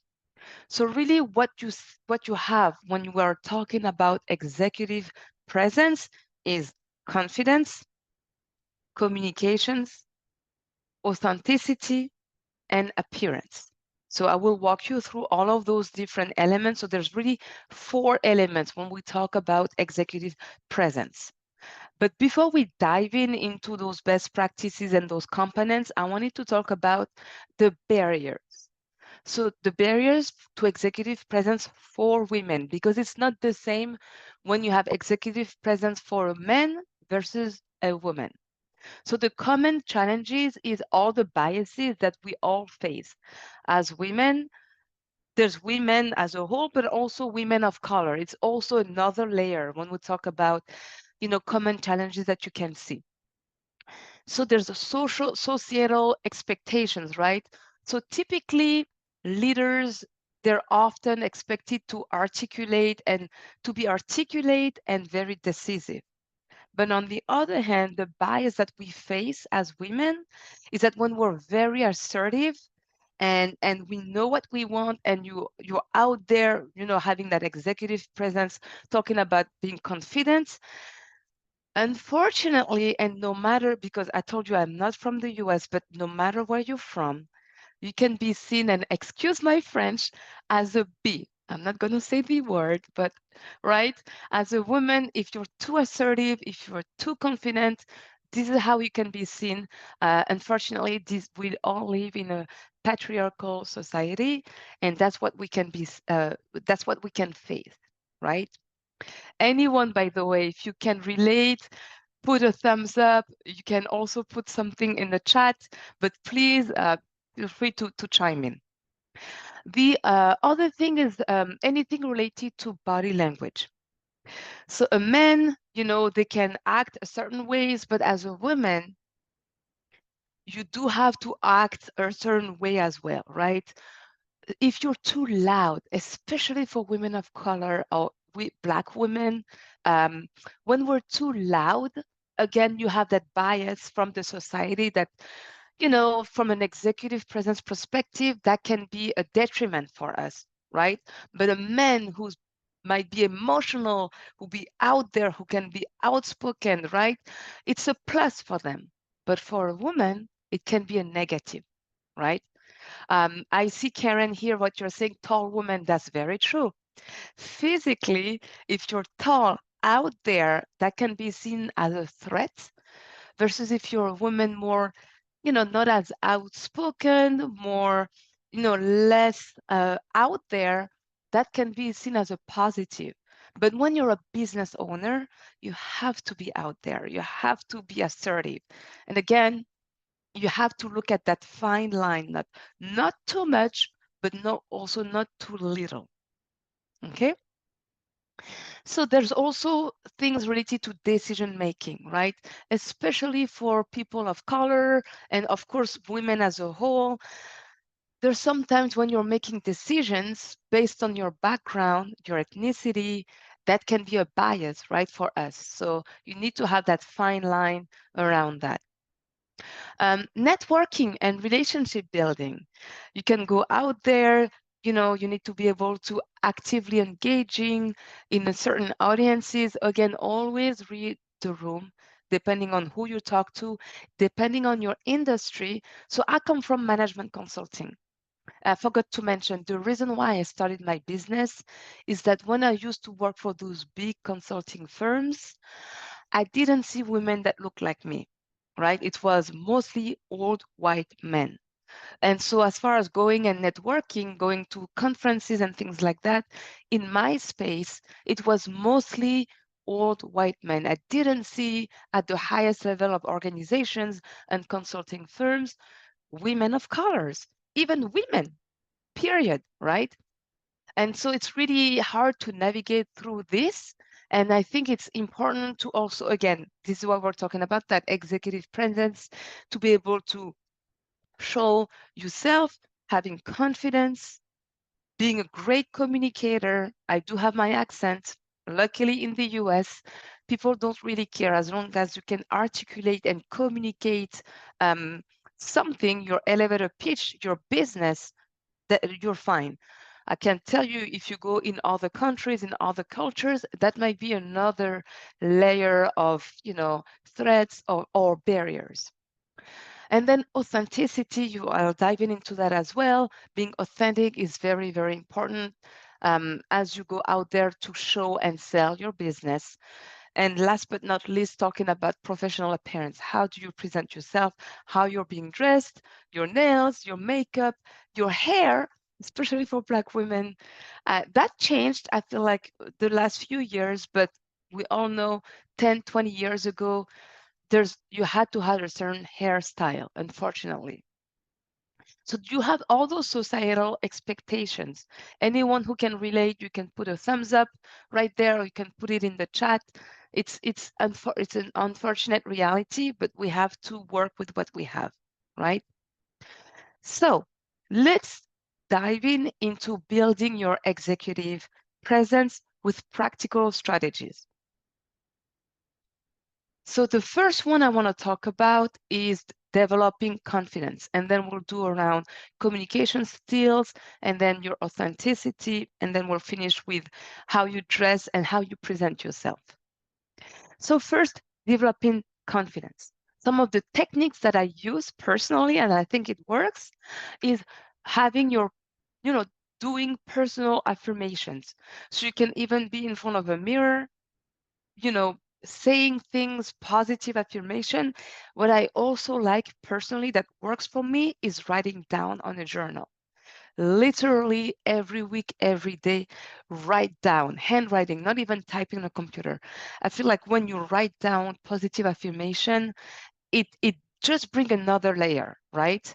And then you have that visualization and preparation. So come prepared. If you go in a meeting to sell your business, to sell a service, always come prepared. Know your materials, anticipate questions. It is very important. Personal anecdotes, and I will give you some examples that I went through as a business and as a professional. I feel like there's no second chance. as a white man, they can make mistakes, right? People will give people, because most of the time, the decision-making people are old white men, at least in my industry and in my practice. So I feel like they are giving them a second chance, a third chance. They can make mistakes, that's fine. But as a woman or as a woman of color, if you make a mistake, to go back from that, it's going to be really, really hard. So make sure that you come prepared, know your materials, know your services, know your products, anticipate questions. It is very, very important. So I think we're gonna have one poll questions around developing confidence. So first, I want you to answer those following questions. You'll see there's gonna be 3 questions by practical strategies. So feel free to now answer those questions. So I maintain a positive posture and I make eye contact during conversations. This is one trait of confidence, right? Either yes, absolutely. I make eye contact when I talk to people, when I make conversation, not really, or is it just sometimes? Then I speak clearly and at appropriate volume. Again, you cannot be too loud sometimes. Depending on your audience, you need to read the room, right? Is it a yes, not really, or sometimes?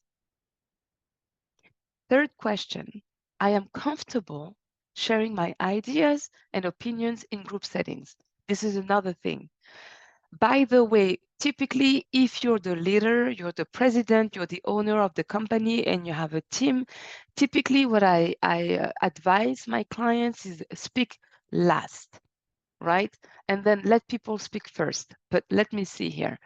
This is good. 81% that maintain a positive posture and make eye contact during conversations. This is really good. And then I speak clearly and at appropriate volume. Yes, at 81%, great job. I love it. And then I'm comfortable sharing my ideas and opinions in group settings. Yes, at 56%, sometimes at 44%. So here, there's maybe a little bit of work to do. Again, for this specific one. So yes, Tasha, speaking last. If you're the leader in your company, and you're brainstorming in a session with your teams, right? Always speak last. You don't wanna have your team to just say yes to whatever you're gonna say. So if you're asking a question or you have an idea, you're doing a strategy, how I'm gonna do this, how I'm gonna sell that, or you're brainstorming with your team, ask the question to your team, but be the last person to voice your either concern, your opinion. Don't be the first one, because you don't want to, make your team just go along the way of your ideas. Does it make sense? Okay, great. I'm telling you, I've done a lot of strategic sessions, brainstorming sessions with my teams. And thank you, Makiba. You don't want to influence the team. Let them speak first, and then you can voice your opinion. Okay? All right. So next is your communication skills. So as a business owner, hands down, communications is to me, #1 priority that if there's one thing you need to work on is your communication skills. Body language is not just speaking, it's not just talking, it's your body language, and then crafting your personal story, your branding. So this is a really good segue and transition from the previous presentation, having your personal branding. So personal branding is not just, for your company, it's also you. How do you present yourself, right?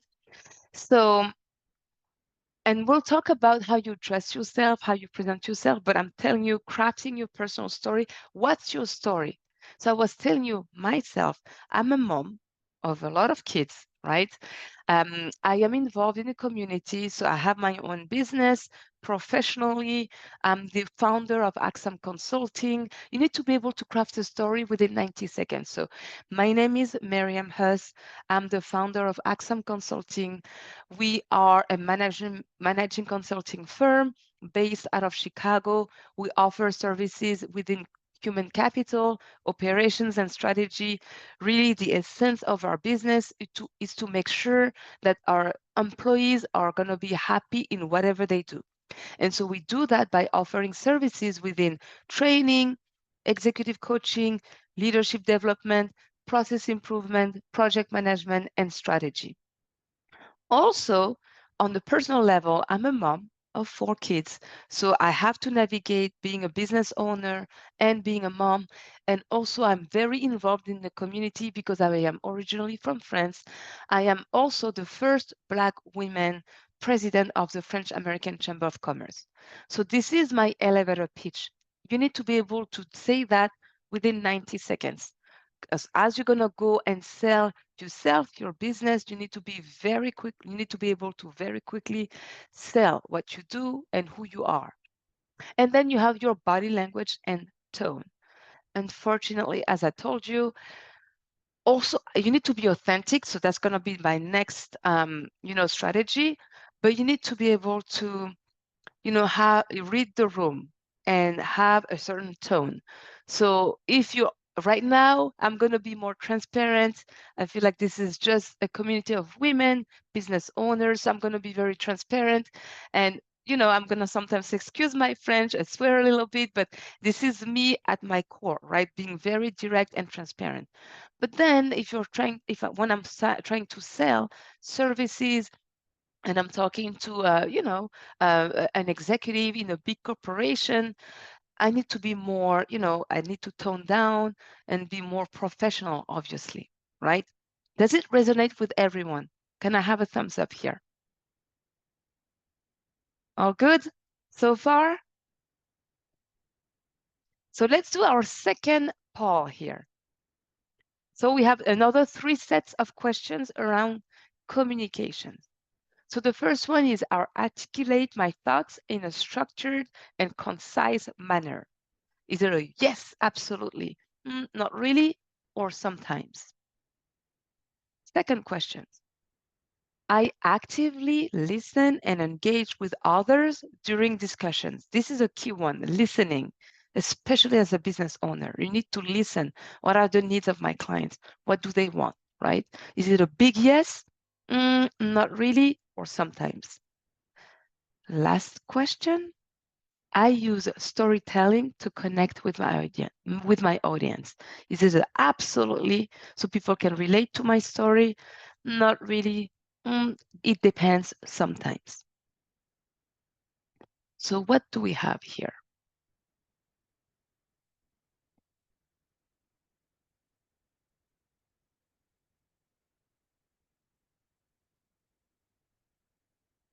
So we are pretty much 50-50 the way you can articulate your thoughts in a structured and concise manner. So for this one, you need to be prepared. I remember when I started, I was literally writing down everything and then practicing. So then when you're in front of someone, you can very quickly articulate your thoughts in a structured and concise manner. Don't go in a tangent and talk too much. You will lose your audience. The second one, I actively listen and engage. Great, 87%. Listening is very important. Sometimes you just talk, and you forget to listen. And you will gain so much information by listening to your audiences. And then the last one, storytelling, 80%, great. Great, this is good. Storytelling to connect with your audience. So again, need to be able to connect with the audience by sharing stories so people can relate to you. So obviously, depending on your industry, the buyers, so either from a product perspective or a service perspective, may be totally different. So again, Black women, most of my buyers for my services are, again, old white men or, people that do not look like me for sure, right? Either older, different gender, different race. So I need to come up with something so we can relate, right? Is it from, professional perspective? Is it through, I don't know, kids, hobbies? You need to come up with something. So this is why it's important to understand your audience, your buyer, so that you can then relate. And typically, I feel like product is a little different, but from a service standpoint, if you're a service company like mine, people will buy from you if they trust you. And so building trust is absolutely key. And the way you can build trust is to know your buyer and building that, connection. Okay? Any questions so far from anyone in the audience? You can put it in the chat or you can go off mute. All right. Now let's go to the next one, which is authenticity. So the way you do this is to share through sharing personal experiences and also embracing vulnerability. So personally, I think that being authentic is being able to share personal experiences with your audiences so people can relate to you. And then being vulnerable, right? So that will attract buyers, people that will relate to your stories. I remember, so the way I do this is, to me, you still have sometimes fake it until you make it, but still being authentic to yourself, right? So I remember when I started my business, and before I was a consultant with those big consulting firms. So I was not the one speaking directly with the executives, right? So I was not in the room. I didn't have a seat in those tables. But the first time, I will never forget, the first time I was able to be in front of an executive audience, and still I was a young Black female. And I was in the room of 8 executives, CEO, and his, executive leaders, executive leadership team, only old white men, unfortunately, maybe 1 or 2 younger men, white, and 1 other white woman. So I literally was the only token person in the room. And it was really, it was an experience, I'm not gonna lie. But as I just mentioned, I came prepared.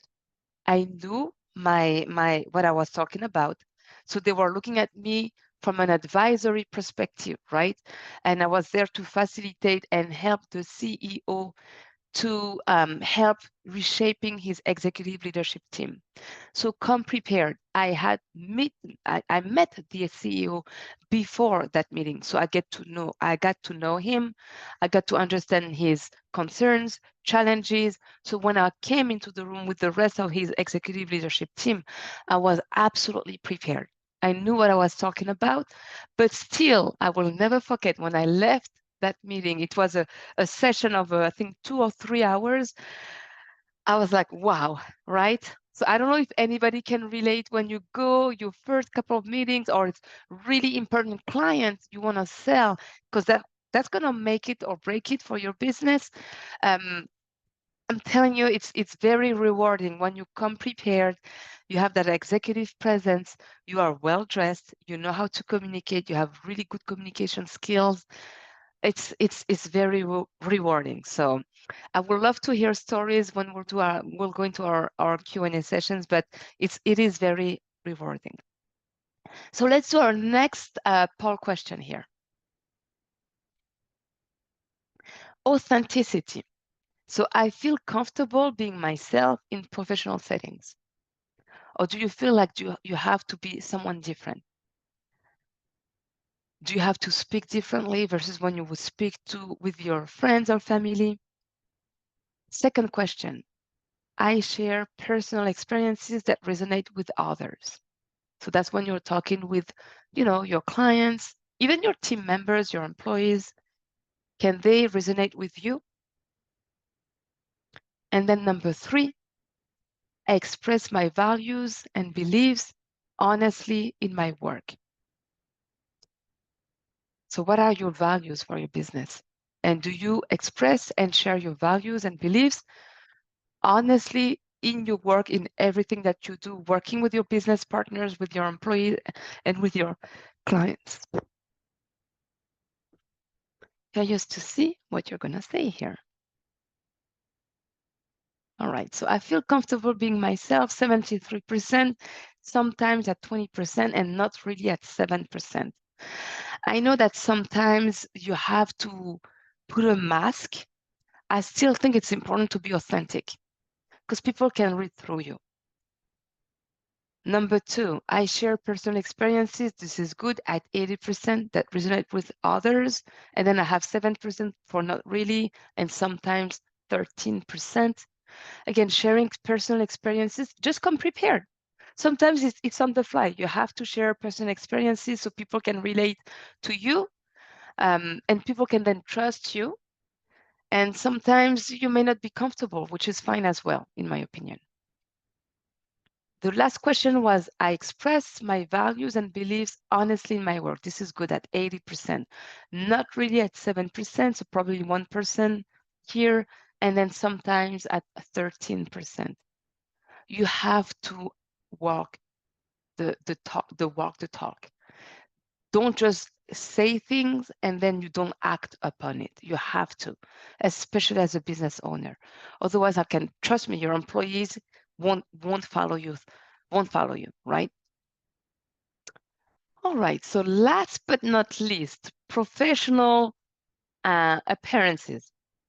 So my advice to you is that you have to dress intentionally for your brand. So we were just literally the previous presenter was talking about personal branding. You have to dress based on your brand, right?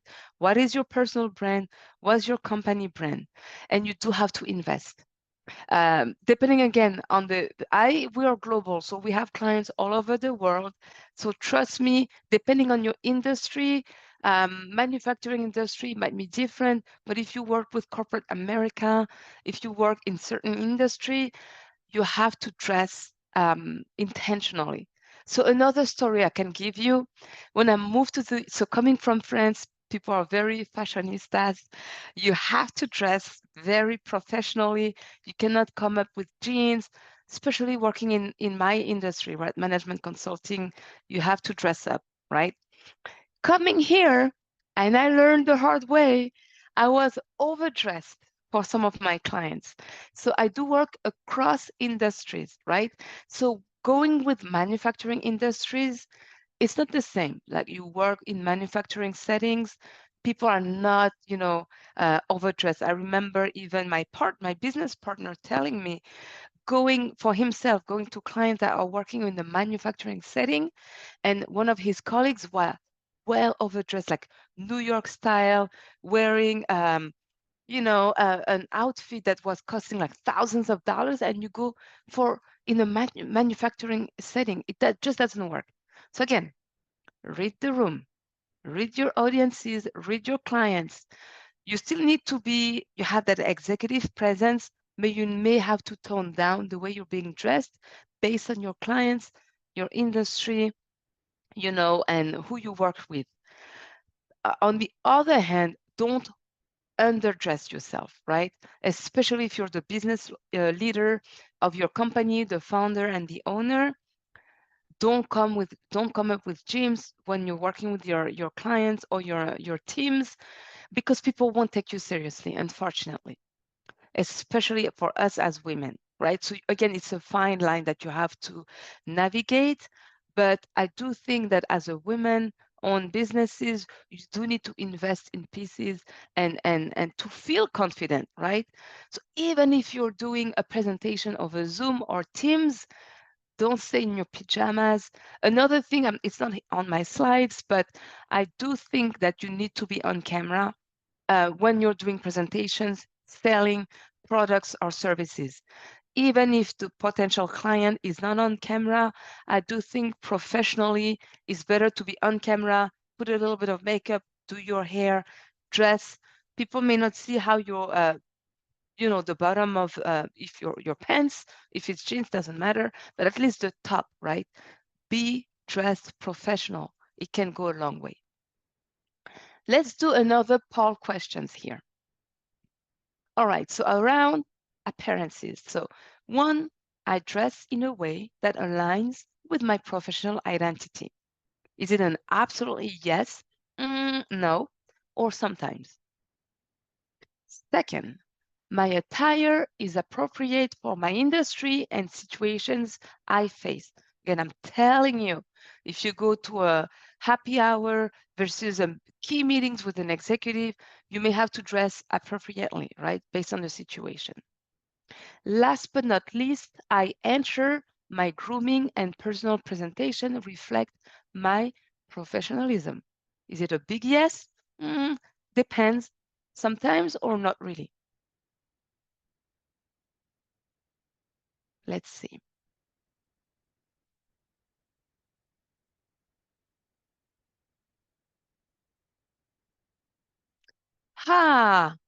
So I dress in a way that aligns with my professional identity, only 58%. So there's maybe a little bit of work to do here. So what do you need to do to change this? Just ask yourself this question, right? You really need to dress yourself with a professional identity. What is your brand? What's your company? Who are you talking to? Where do you go to? Again, doesn't matter if you're in person or virtual. You still, I'm telling you, it still matters the way you're dressed mentally, physically. It will impact the way you communicate and sell your services or products. My attire is appropriate for my industry and the situation I face. Great, 95% say yes. And then I ensure my grooming and personal presentation reflect my professionalism, almost 90%, which is really good. Great. All right, so here I'm gonna ask you please to take a piece of paper or open a Word document, do something, but I want you to create your own personal action plan. I want you to identify one or two specific actions you can take to enhance your executive presence.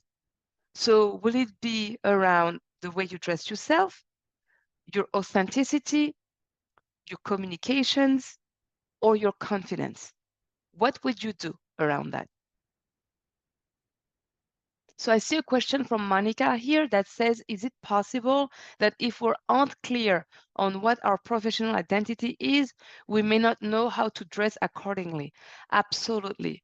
So this is a good transition that we did from personal branding to executive presence. You really need to be clear on what is your professional identity / professional branding, personal branding. So what is your brand? How do you want the external world see yourself, right? And then you can dress accordingly. Also, what is your industry? What is your business? How do you want people to perceive you? Unfortunately, you cannot control how people perceive yourself. What you control is how you dress yourself, how you present yourself, how you communicate, how authentic you can be, right? So hopefully that answered your question, Monica. I wanted to take maybe 5 minutes here to open up the mic, and you can go on camera if you want to, if you're comfortable, but I wanted to ask you, what challenges are you facing when it comes to executive presence? So you can put that in the chat, you can go off mute, you can go on camera, off mute, but I'm curious to see, we have about 30 people in the audience, what challenges are you facing today as a business, as a women-owned business, when it comes to executive presence? Yes, Dr. Makiba, would love to hear your voices. I'll go. Oh, okay. Please. Oh, somebody else want to go? Because I've been going first. I don't want to take from anybody Go else. ahead. Did you want to go? Okay. Go ahead. Okay, I'll go. So ahead, the only reason why I'm not on camera is because I'm moving my desk around, and so it will be a funny angle. But no worries. Okay, one of the challenges that I have is having what's called a resting bee face and wanting to be approachable or whatever, but I don't want to be played with, right? I want to be approachable and open, but I also want to be taken seriously. And so I struggle with either being too rigid or or just overly exerting myself to come across as being very open and friendly and all of that, but that's not my demeanor. So just having some challenges there. You need to practice in front of a mirror.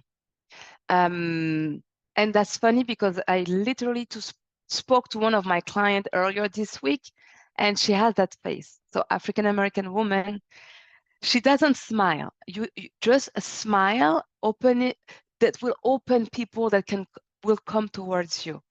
But if you're closed off, it'll be really hard. Even me, if I would see you, you're closed off, like I'm like, oh, what's going on? She woke up in the wrong foot. So try to smile when you speak.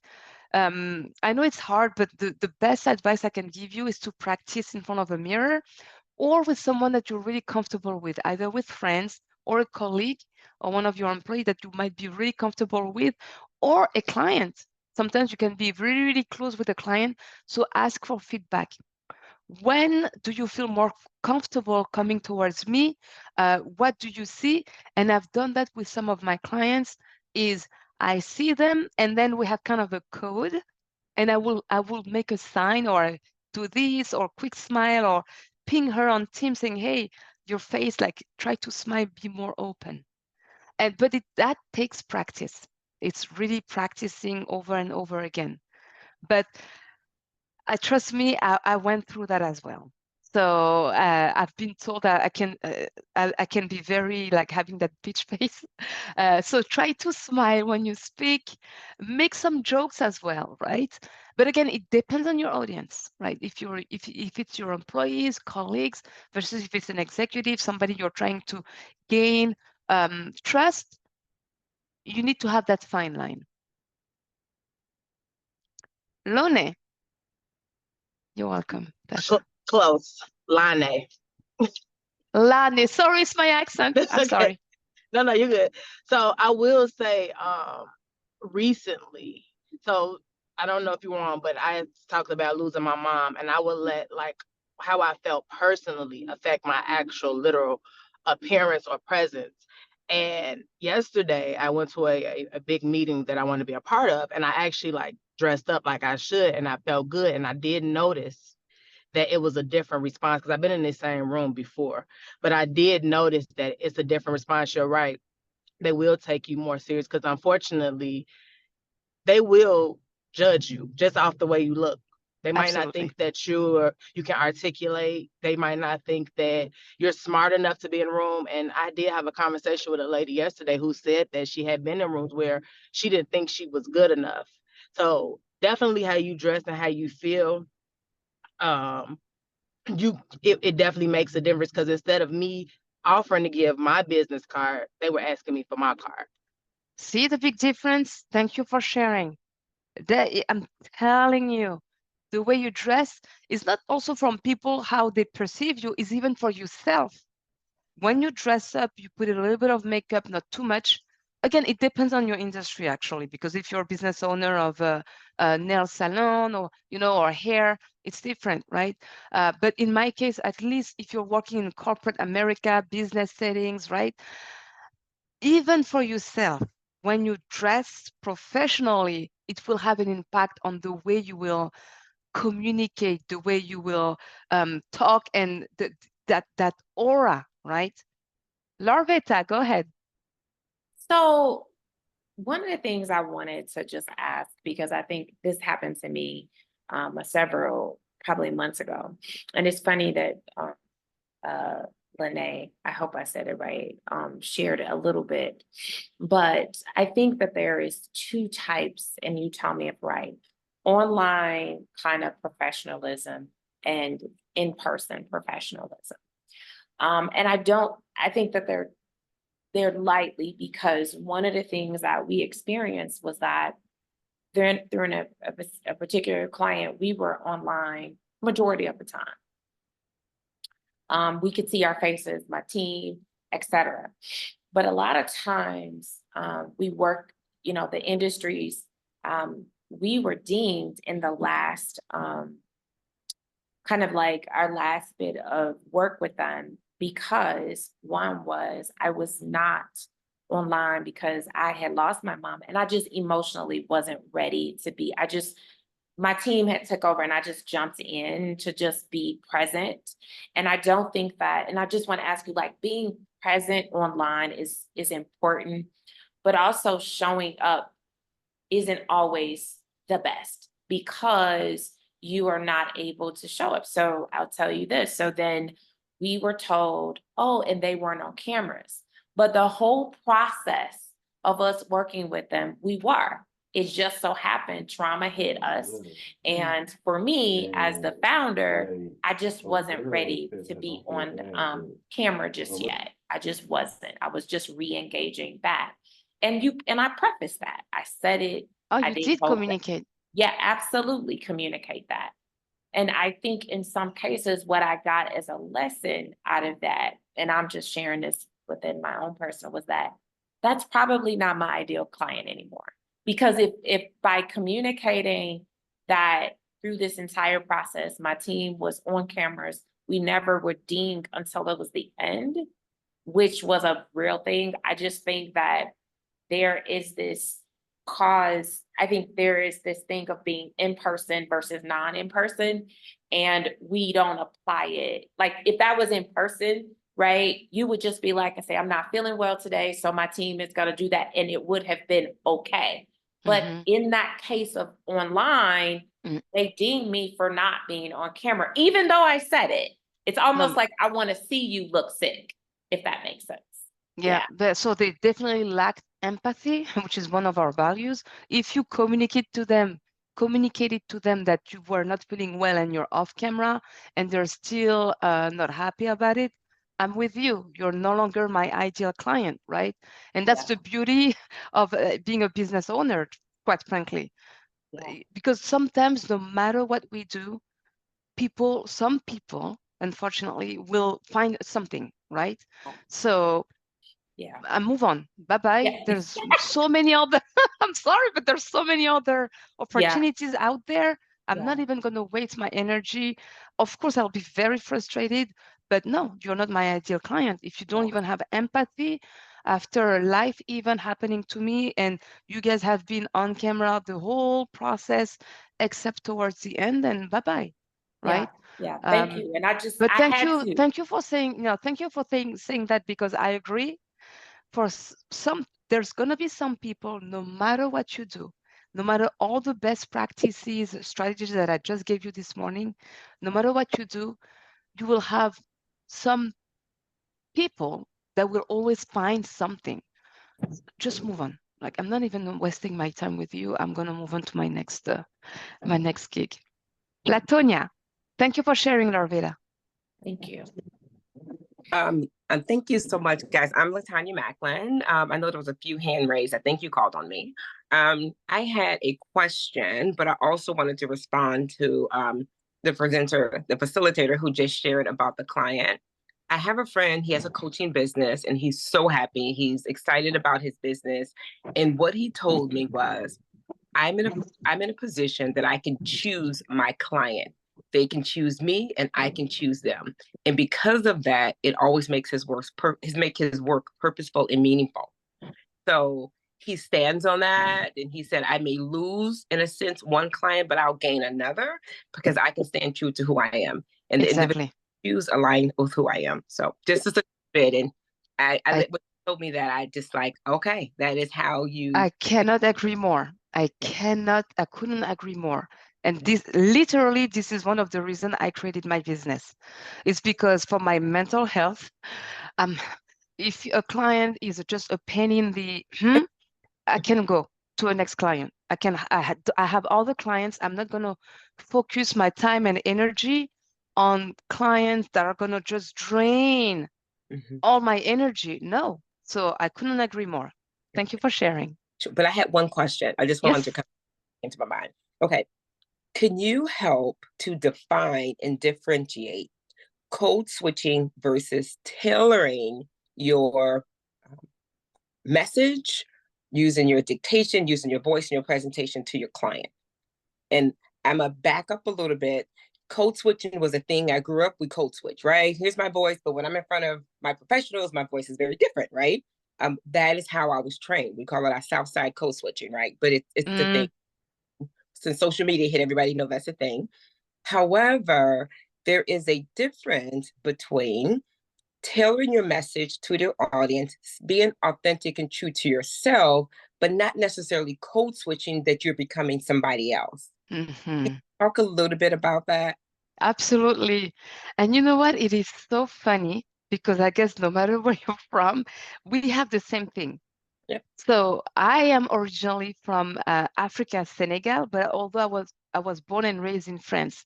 So at home, I was speaking, I guess, co-switching a certain way, but then professionally, whether it's in English or in French, I speak another way. But I think, I'll be honest with you, maybe it's more pronounced for African American or people coming from another culture, from the dominant culture, but I still think everybody co-switch, to be honest with you. The way you speak with your friends and your family won't be the same way you speak in a professional setting. I don't think we all speak the same way, right? Because we have those codes, the way you have to talk in a professional setting, right? Versus when you're at home with your friends and family. But to piggyback on what you said, if you have an audience that does look like you and will speak like you outside of work, you may be more authentic, right? So that authenticity can remain and might be bigger if it's someone that does look like you, coming from the same cultural background, right? You were saying South Side for you. So if you're working with a client that's coming from the same, neighborhood, South Side, you still need to be professional, I think, right? That executive presence, that's the theme of my presentation. I still think you need to have some boundaries, communications, way of speaking a little different than if you were talking to your friend. Does it make sense, Latonia? Absolutely. Thank you. But that's funny because we have the same thing. The way we speak at home versus, if you're in a company. Great, great, great. I just want to be sensitive of everybody's time. So I wanted to do my closing remarks. So summary of the key takeaways, definition of executive presence. Again, looking at confidence, communications, authenticity, and the way you appear, the barriers, all the different, biases, the societal biases that we're all facing, whether you're a woman of color or simply a woman. And then we talked about, our practical strategies to building your own presence. So I hope you were able to note at least 1 or 2 actions you will take today to enhance your executive presence. So I want to make it, please, I want to challenge every single one of you to implement at least 1 or 2 actions this week to make sure that you can enhance your executive presence. So on that note, thank you very much, everyone. Thank you, and let's connect. I put here my a QR code so you can connect with me on LinkedIn. You have my email, my cell phone, and my website. Thank you, everyone, for your engagement. And on that note, I'll pass the mic to Dr. Makeba.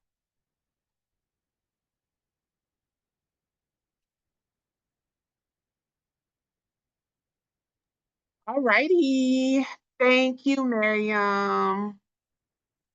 This was really good. I mean, I just feel like I'm constantly repeating myself after each presentation because they all were so, so good. And I am so grateful that you all accepted when I reached out to you to see if you would participate in this. Excuse me, I understand time commitments, and I just understand just the value of your intellectual property and all of the great stuff that you're providing. So thank you so much, Miriam. I met Miriam when we were doing some Black women business, or not, maybe was it Black? No, it's just women in business spotlights during the month of March, during Women's Month. And she is connected here at Cook County through our vendors list and all of that. And she was one of the people, just random, that responded. And I got her information and did a spotlight on her business along with three other businesses. And I just remembered her. And when I was thinking about this executive presence, I was like, I know somebody who I think would be really good at sharing on executive presence, and you did not disappoint. So thank you so very much, Miriam, for everything that you provided. So ladies, we are at just about at 12:30. And let me put up the agenda. I'm gonna bring over my trusty sidekick. She's running my thing today, so you got it. Okay. All right, there we are. So we have our agenda up. So at 12:30, we do live Q&A. Two of our speakers had to drop off. Larvetta she's in California for a conference. And then Shaniqua had to drop off because she had some other commitments. And so we do have Miriam, and we did just finish up with her session. So I think everybody asked questions, but I do want to give you all an opportunity to ask any other questions to Miriam or any questions to myself about anything related to this Professional Women's Virtual Summit business. I do represent Cook County and our Office of Contract Compliance department, and we do certification here for minority businesses, women-owned businesses, veteran businesses, persons with disabilities. So we do provide that service in our department here. And then we also provide compliance monitoring services through our compliance division. And so I just wanted to open up the floor to that. If you have any questions, thank you, Karen. Karen said that this has been a great summit. Thank you for the opportunity to attend. Thank you, Karen, for registering. We really appreciate it. This is the very first one that we've done, and we want to offer more development content like this, opportunities for women and just for business owners in general, because not only do we have a commitment to improving or increasing our procurement engagement here at Cook County, but we also just want to make sure that we are contributing to the betterment of businesses as a whole. We want to make sure that you are prepared. We want to make sure that you're capable. One of the commitments that we have here in my division particularly is we want to help vendors and small businesses to improve their capacity. And so we like to focus on helping you improve your financial capacity, helping you to improve your human capacity, helping you to improve your performance capacity. And so there's a lot of different elements and nuances that contribute to making sure that you as a business owner, a vendor, just successful in all different ways, can grow within the Office of Contract Compliance. So we are definitely, if you don't know, Strategic Initiatives is a newer division. Historically speaking, our department, Contract Compliance, has consisted of two main divisions, which is certification and compliance. In about 2.5 years, our director had a vision of wanting to, based on the guidance that was provided through our disparity study, had the vision of instituting a division that focused on vendor education, programming readiness, strategic and targeted engagement, so making sure that vendors are in a position to grow and not just exist in one area, in one space, generational wealth building, different things like that. And that's how the Strategic Initiatives Division was constructed and executed. And so it's a very new, given the context of everything here within the department, the SI division is fairly new.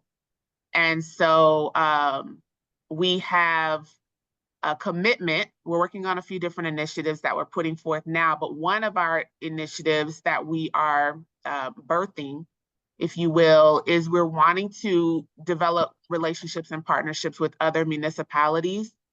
It's a municipality initiative that allows for our vendors and our small business community to grow in business so that they're not just looking at Cook County or looking at the city of Chicago or looking at the state of Illinois or, Metropolitan Water Reclamation District, Illinois Department of Transportation, Illinois Tollway, all those much larger agencies where people automatically point their attention when they're looking for contract performance opportunities.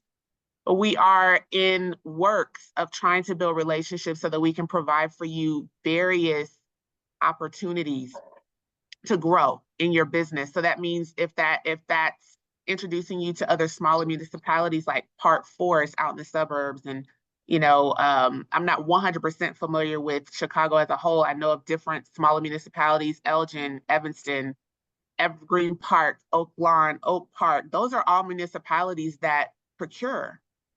And so we want to try to bring awareness to our vendors, because at the end of the day, it's all going to funnel back to who you wanted to do business with in the first place, which is Cook County and City of Chicago. But you may not be. Thank you, Miriam. I appreciate you being here. I know you have to leave. Thank you so much. But all of that kind of funnels back to doing business with Cook County, doing business with the city of Chicago, but making sure that you're prepared to be able to do that. Making sure that you're prepared to be able to, you have the capacity, you have the human capacity, you have the financial capacity, you have the lines of credit that you need, you have the staffing that you need. Hiring. Do you understand hiring? Do you understand how to improve or increase your performance? Do you even know what that looks like? Is it wise for you to go after the $300,000 contracts? Or right now, does it make sense for you to go after several $50,000 contracts so that you can build your performance? We're in the works of providing a chat with a business owner that I've seen grow over the last 7 years since I've been in Chicago. And she's gone from being a small level caterer to being a super large caterer now. And she does a lot of business with just local, smaller municipalities. And now she is kind of a liaison between helping these food truck vendors and these other vendors of the sort have a place to work and be able to get food truck licensing. But she started out small, and she has contracts with Cook County Health, but she also has a great relationship with the smaller municipalities. And so I think that's one of the municipality initiatives that we're focusing on here, not just in the Office of Contract Compliance, but also within the OCPO, the Office of the Chief Procurement Officer. They're also doing something similar, and just gathering about 25 to 30 different smaller municipalities that we can bring to our vendors to help them grow. Because again, we are not just solely interested in you becoming a really great Cook County vendor. That's going to happen anyway. We want you to become a really great vendor with whomever you're given the opportunity to vendor with. Support, even as whether that be as a subcontractor, whether that be as a prime contractor, or whether that be as a team member of a much larger team. So we have a lot of different things that we're working on. Of course, if you're not familiar with our YouTube channel, definitely go look up the OCC, Office of Contract Compliance YouTube channel. And the follow-up email, I will send you a link to that. There's a lot of educational programming that we've done over this last year. From Access to Capital, we did a full 5-series Procurement 101. Procurement 101, we did a series on Subcontracting 101. We did a small series on Certification 101. We're going to revisit that and bring you some more content there. We have a lot of stuff over on our YouTube channel that allows you to personally and professionally, more so professionally, develop yourselves so that you're able to just be a quality business. And then, of course, we build relationships with our partner agencies and other stakeholders that have your best interest in mind, particularly the Bureau of Economic Development here at Cook County, where there's a lot of small business support there. And then we have, the WBDC, which is where I used to work. We also have the Allies for Community Business, which we did a really great Access to Capital training with them, along with, what's her name? I cannot even think of her name or what bank she's at, but she was on there as well as someone from the WBDC, but we talked a lot about Access to Capital. And Allies for Community Business has a great capital provision program that you may want to look into. So look that up. So there's just a lot of stuff that we have available to you as vendors. This professional summit was something of a different nature, and it doesn't really fit into the confines of traditionally what we offer, but we definitely thought that it was needed for women.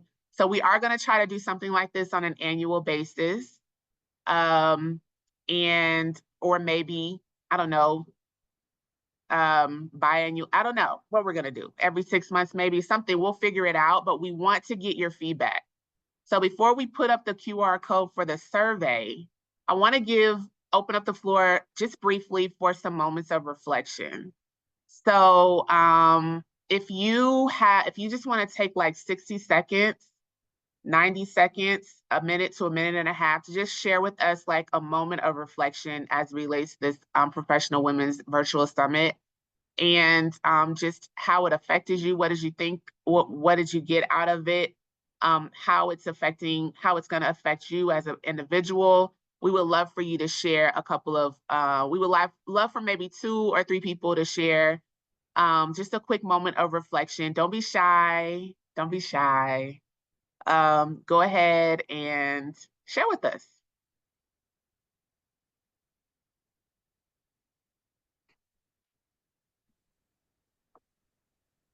I can start. This is LaTanya Macklin again. Hope you guys can hear me okay. For me, I am launching my new business. So this was a really great way, the start of a great way of understanding how important my mental health and mental well-being is now, and how it should continue to have to be mindful of my mental health as I'm moving through the stage of entrepreneurship. I really appreciated that. I really benefited from the last 2 speakers in sense of professional presence and branding. So the branding piece is very new to me. So understanding that the LLC does not help to brand you, but that's more of the business logistical side. And your brand is everything that you bring. So social media is how you show up, is all of the other philanthropy or extracurricular activities that you do that creates this whole you, and you are your brand, and how the art of differentiating that when you're in different spaces. So I show up like LaTanya someplace, but I'm also my brand. So to me, this was really revolutionary in how I see myself entering the space of entrepreneurship in a more confident manner, and how we always have to be mindful of our executive and professional presence in all of our arenas. So this was really good for me. I took lots of notes. So that's it. Thank you.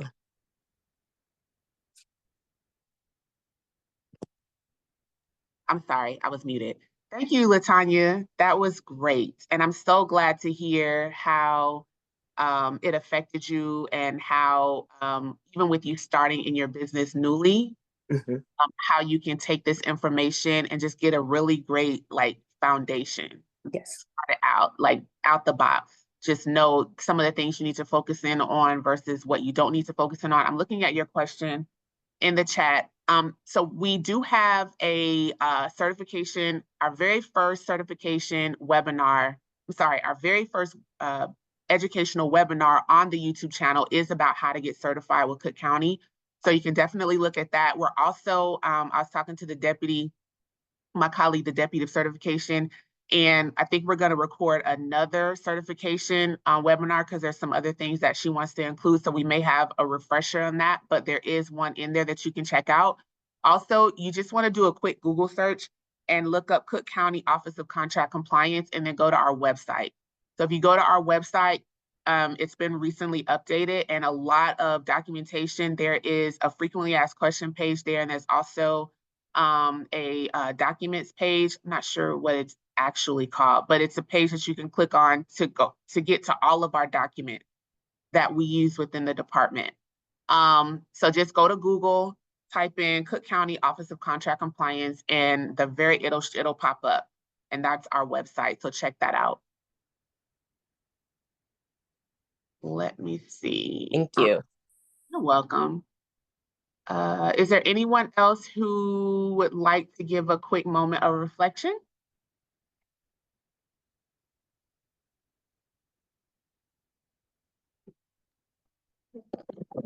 Sure thing. Hi, this is Karen. Interesting. And and I had hopped on late, but the three ladies that I did get to hear, especially Miss Miriam, that executive leadership, because it was just really like eye-opening, especially just opening a new restaurant and having employees is different from just catering, which often was sometimes by yourself. So I feel like this was a really, really good, and all her tidbits about just, being a leader. And sometimes we feel like we have to pull ourselves back, but in reality, it's like, no, be who you are. If you are an assertive woman, be that assertive woman, and no excuses, no regrets about it. So I think that was a very informative chat. Thank you, Karen. Yes. And I would agree with that. I think that it's really important. I think there's everything is subjective, right? People are going to perceive what they want to perceive. They're going to perceive you in a way that they're going to perceive you, right? I don't think that it's our responsibility to manage how people personally receive, but we do hold a responsibility in how we present, right? So as long as you're presenting with an air of confidence, and that confidence is backed by sound knowledge, so you're not just confidently talking about nothing. As long as you're confidently, talking about what you're talking about, and it's followed with, the truth, I think people, they don't have a choice but to respect that. They might not, and I feel that the way that people receive a lot of what we say has a lot to do with them more than it has a lot to do with us. And so that's not a burden that we want to bear anyway. We just have to be responsible for the way that we present. So I really like what you said. I do understand, like, I'm not super tall. I think the older that I get, I'm shrinking because or maybe the people that I'm surrounded are just super tall. But I know growing up, I was looked at as being tall because I was like 5'8", but now 5'8" is not even tall anymore. But I understood what you said when you said that from when people look at you, they get kind of intimidated by the fact that you might be confidently speaking, but you're also tall. And so that, depending on how people receive that or perceive that, can be a bit intimidating for them. That doesn't mean that you're intimidating. It just means that they're intimidated. And we have to know the difference between that. So thank you for your moment, your words of reflection. Anybody else have any words of reflection or anything that you want to add as we get ready? Shout out Dr. Butler to the tall women. I know I'm 5'8". I feel like I'm still tall. That's tall. And tall, I'm 5'8" also. And I love being around tall sisters. There is something about just that height. And yes, people are growing, but we are tall. We're still considered tall. Well, yeah, I'm 5'10", 11. I'm up there. So I'm glad y'all appreciate all the height and all that stuff. Yeah. But I appreciate you all in this session. I'm really looking forward to, I know you mentioned that you all plan on doing this like again, like this session again or often or something like that. Did you mention that? Yeah, we're going to work it out, try to figure out. I want to, my team, we want to build more relationship and connections with women who fall like in different categories. And so what I would like to do is so I really like the fact that we were talking about mental health and emotional health. We were talking about branding, talking about the executive presence, but there are so many other categories that women could benefit from. And so this was just a conceptualization of something that I did probably, I don't know, maybe 6 years ago in person. And so when I revisited, I was like, we definitely need to bring this to women again. And just like I said earlier, when I opened up, just listening to what a lot of women in business talked about in that mentally they were exhausted and emotionally they're exhausted. And so where does that come from, right? How are we able to balance? Are we even able to balance? Like, what are we? You have to recognize it. And then when you recognize it, what do you do with it? So I didn't know I needed this, but I did, and I appreciate it. So the whole package, yeah. Thank Absolutely. Thank you. Another thing I think is like a huge like misconception is I think that we as women really believe in the concept of multitasking and it's not real, right? Multitasking is not a real thing. You can do a number of different things, but you're never going to give each one of those things 100% of your time. And so when you think about multitasking, yes, I can have my attention on this and I can have my attention on that and I can be doing this, but are you really giving your best to each one of those in the moment? And I think because from a societal standpoint, we put a lot of emphasis on being able to do multiple things at one time. We are overstressing ourselves and we are doing things to ourselves unnecessarily. And so I think part of the mental and emotional frustration that I experience, and I know a lot of other women just through conversation experience, is that they're expected to be able to do all of these things, but you have to be able to put that boundary up and you have to be able to understand and acknowledge that this is not, I don't have the capacity to do this.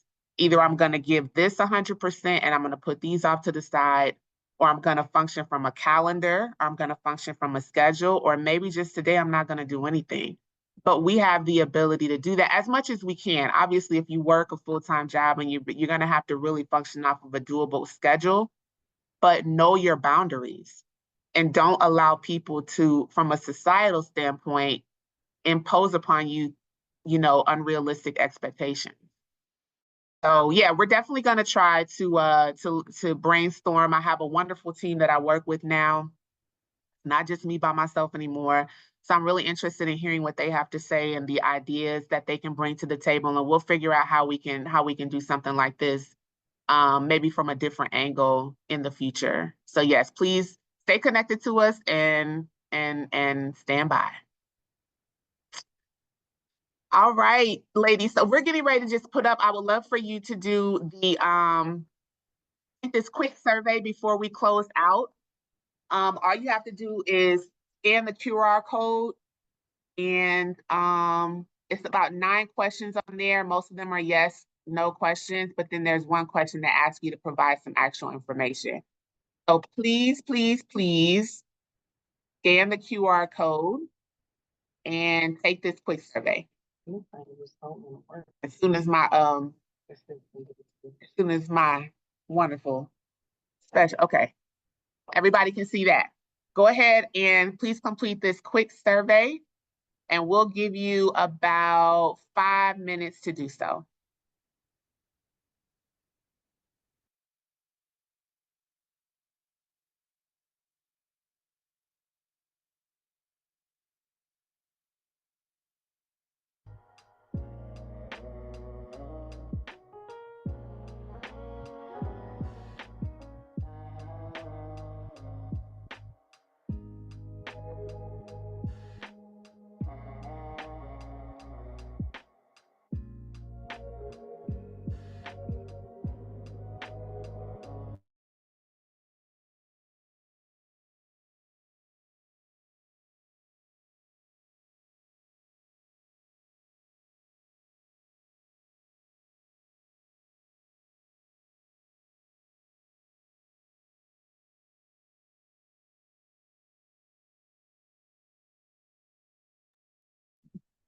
Hi, everyone. If you are not able to access the survey through the QR code, we will send the link to you in the follow-up email.